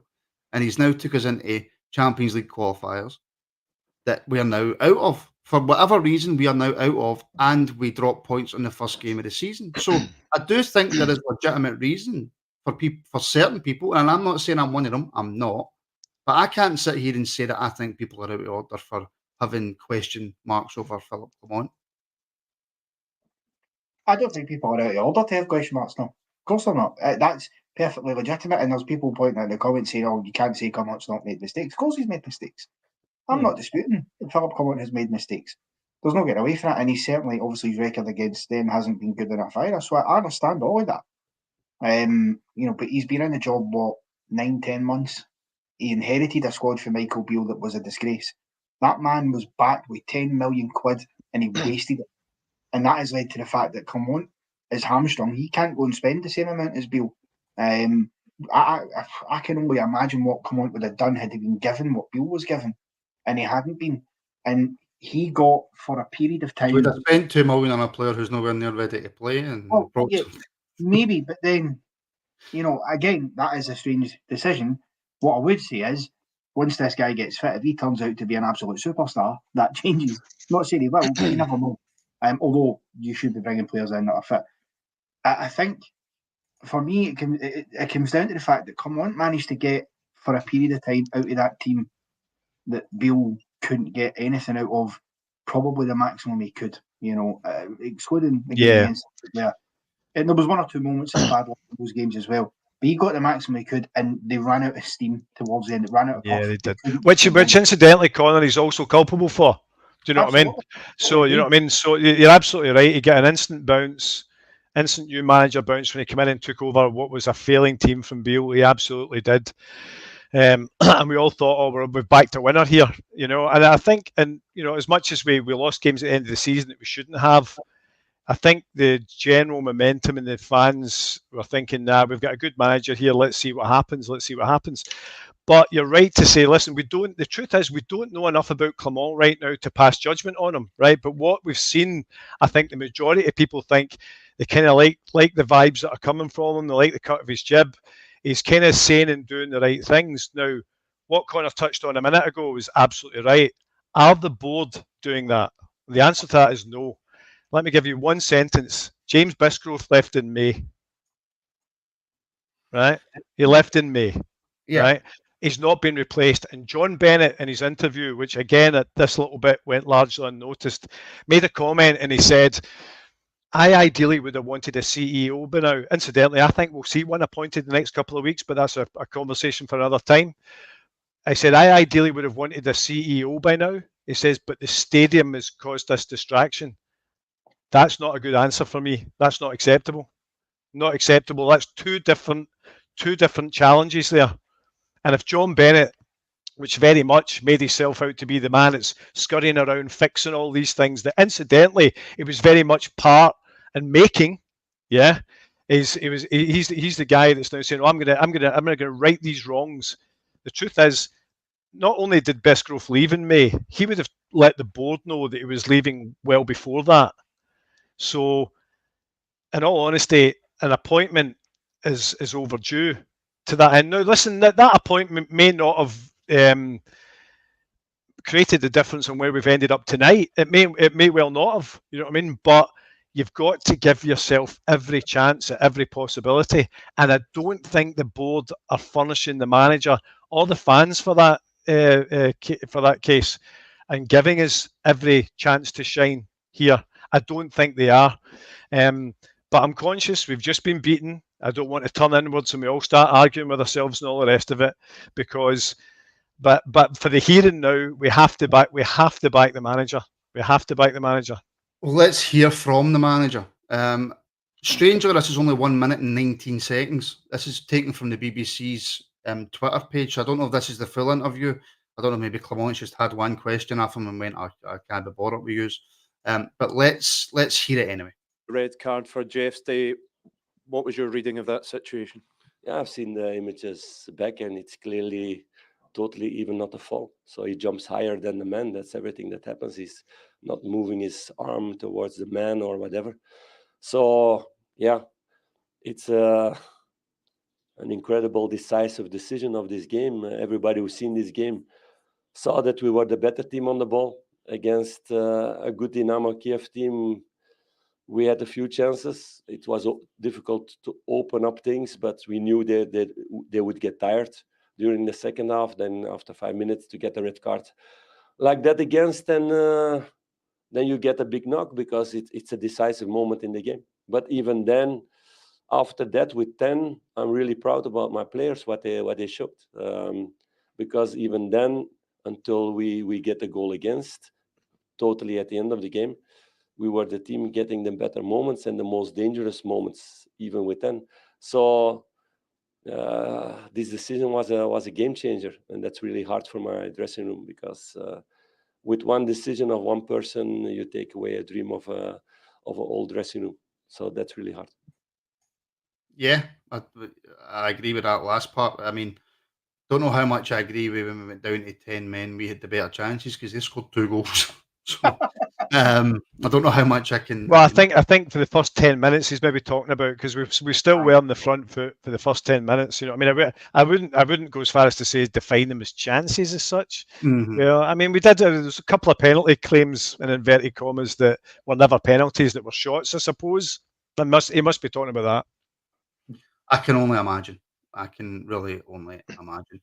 Listen, we could probably sit here for another hour, but that's now touching 3 hours 3 for most hours. of us. Just quickly then, Connor, in terms of, not that it really matters, I suppose it does a wee bit. In terms of individual performances tonight, Connor, was there anybody who stood out in a positive fashion, and was there anybody who stood out for you in a negative fashion?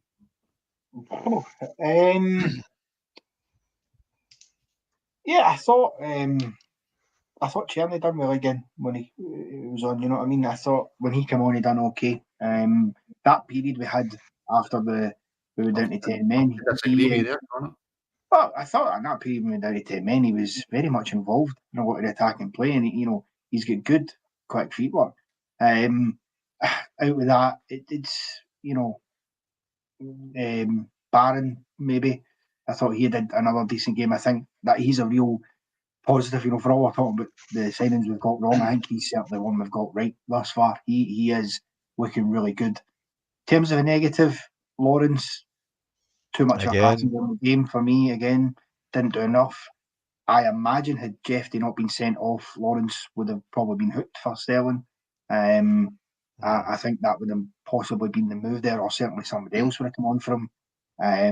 So again, too much of a passenger for me. You can't just rely on him popping up with a wonder strike on occasion. You know what I mean? He's got to do more than just that.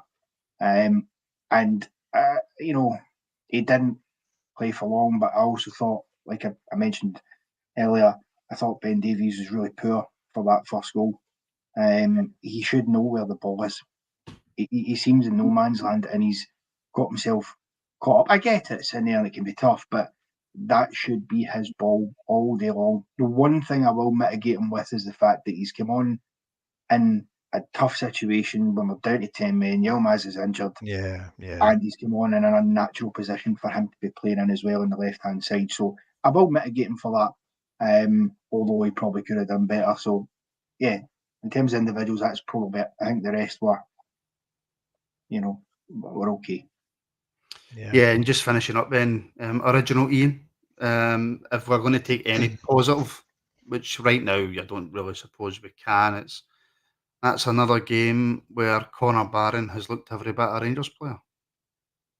Again, by far the best Rangers player on the pitch by a country mile, I'd have said today. The big positive, if you want to take a positive out of it, is Connor Barron.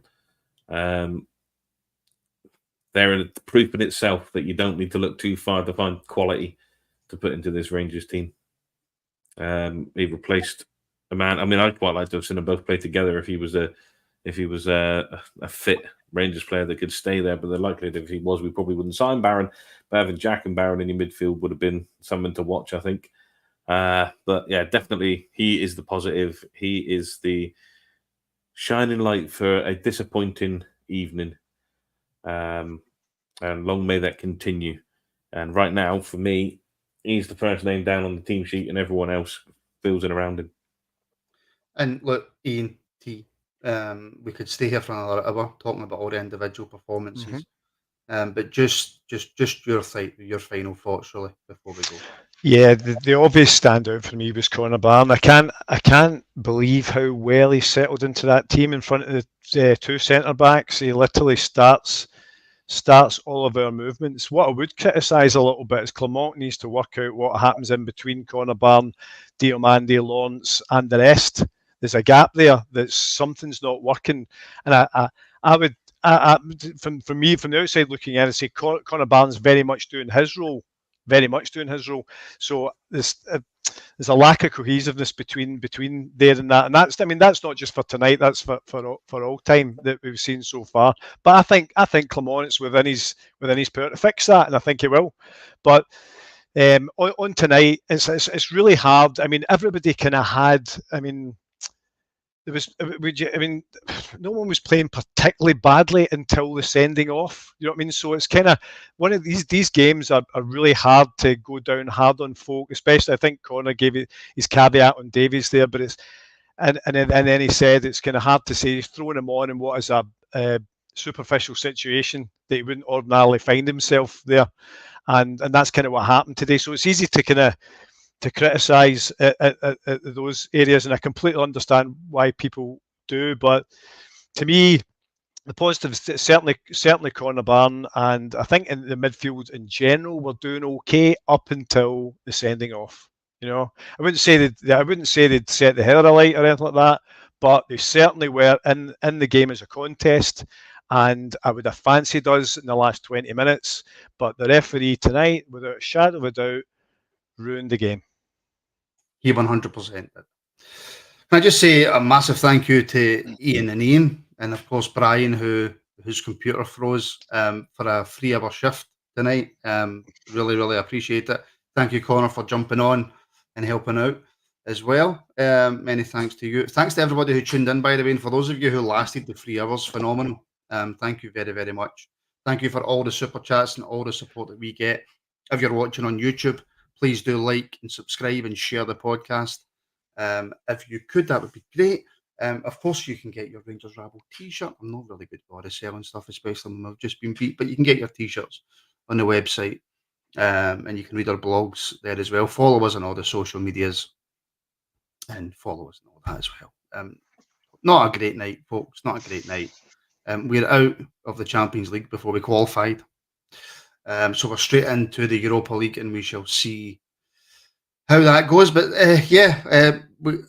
we are back tomorrow night with a members show. It's an interview Will's doing with David Heard and Ian Stewart for their new book. That will then be available on YouTube for everybody on Thursday. And then we've got the official members show on Thursday. And then we are back on YouTube for everybody on Friday night before we react to the League Cup at the weekend. So thank you all for tuning in. It wasn't to be tonight, but we'll speak soon. And thank you for watching.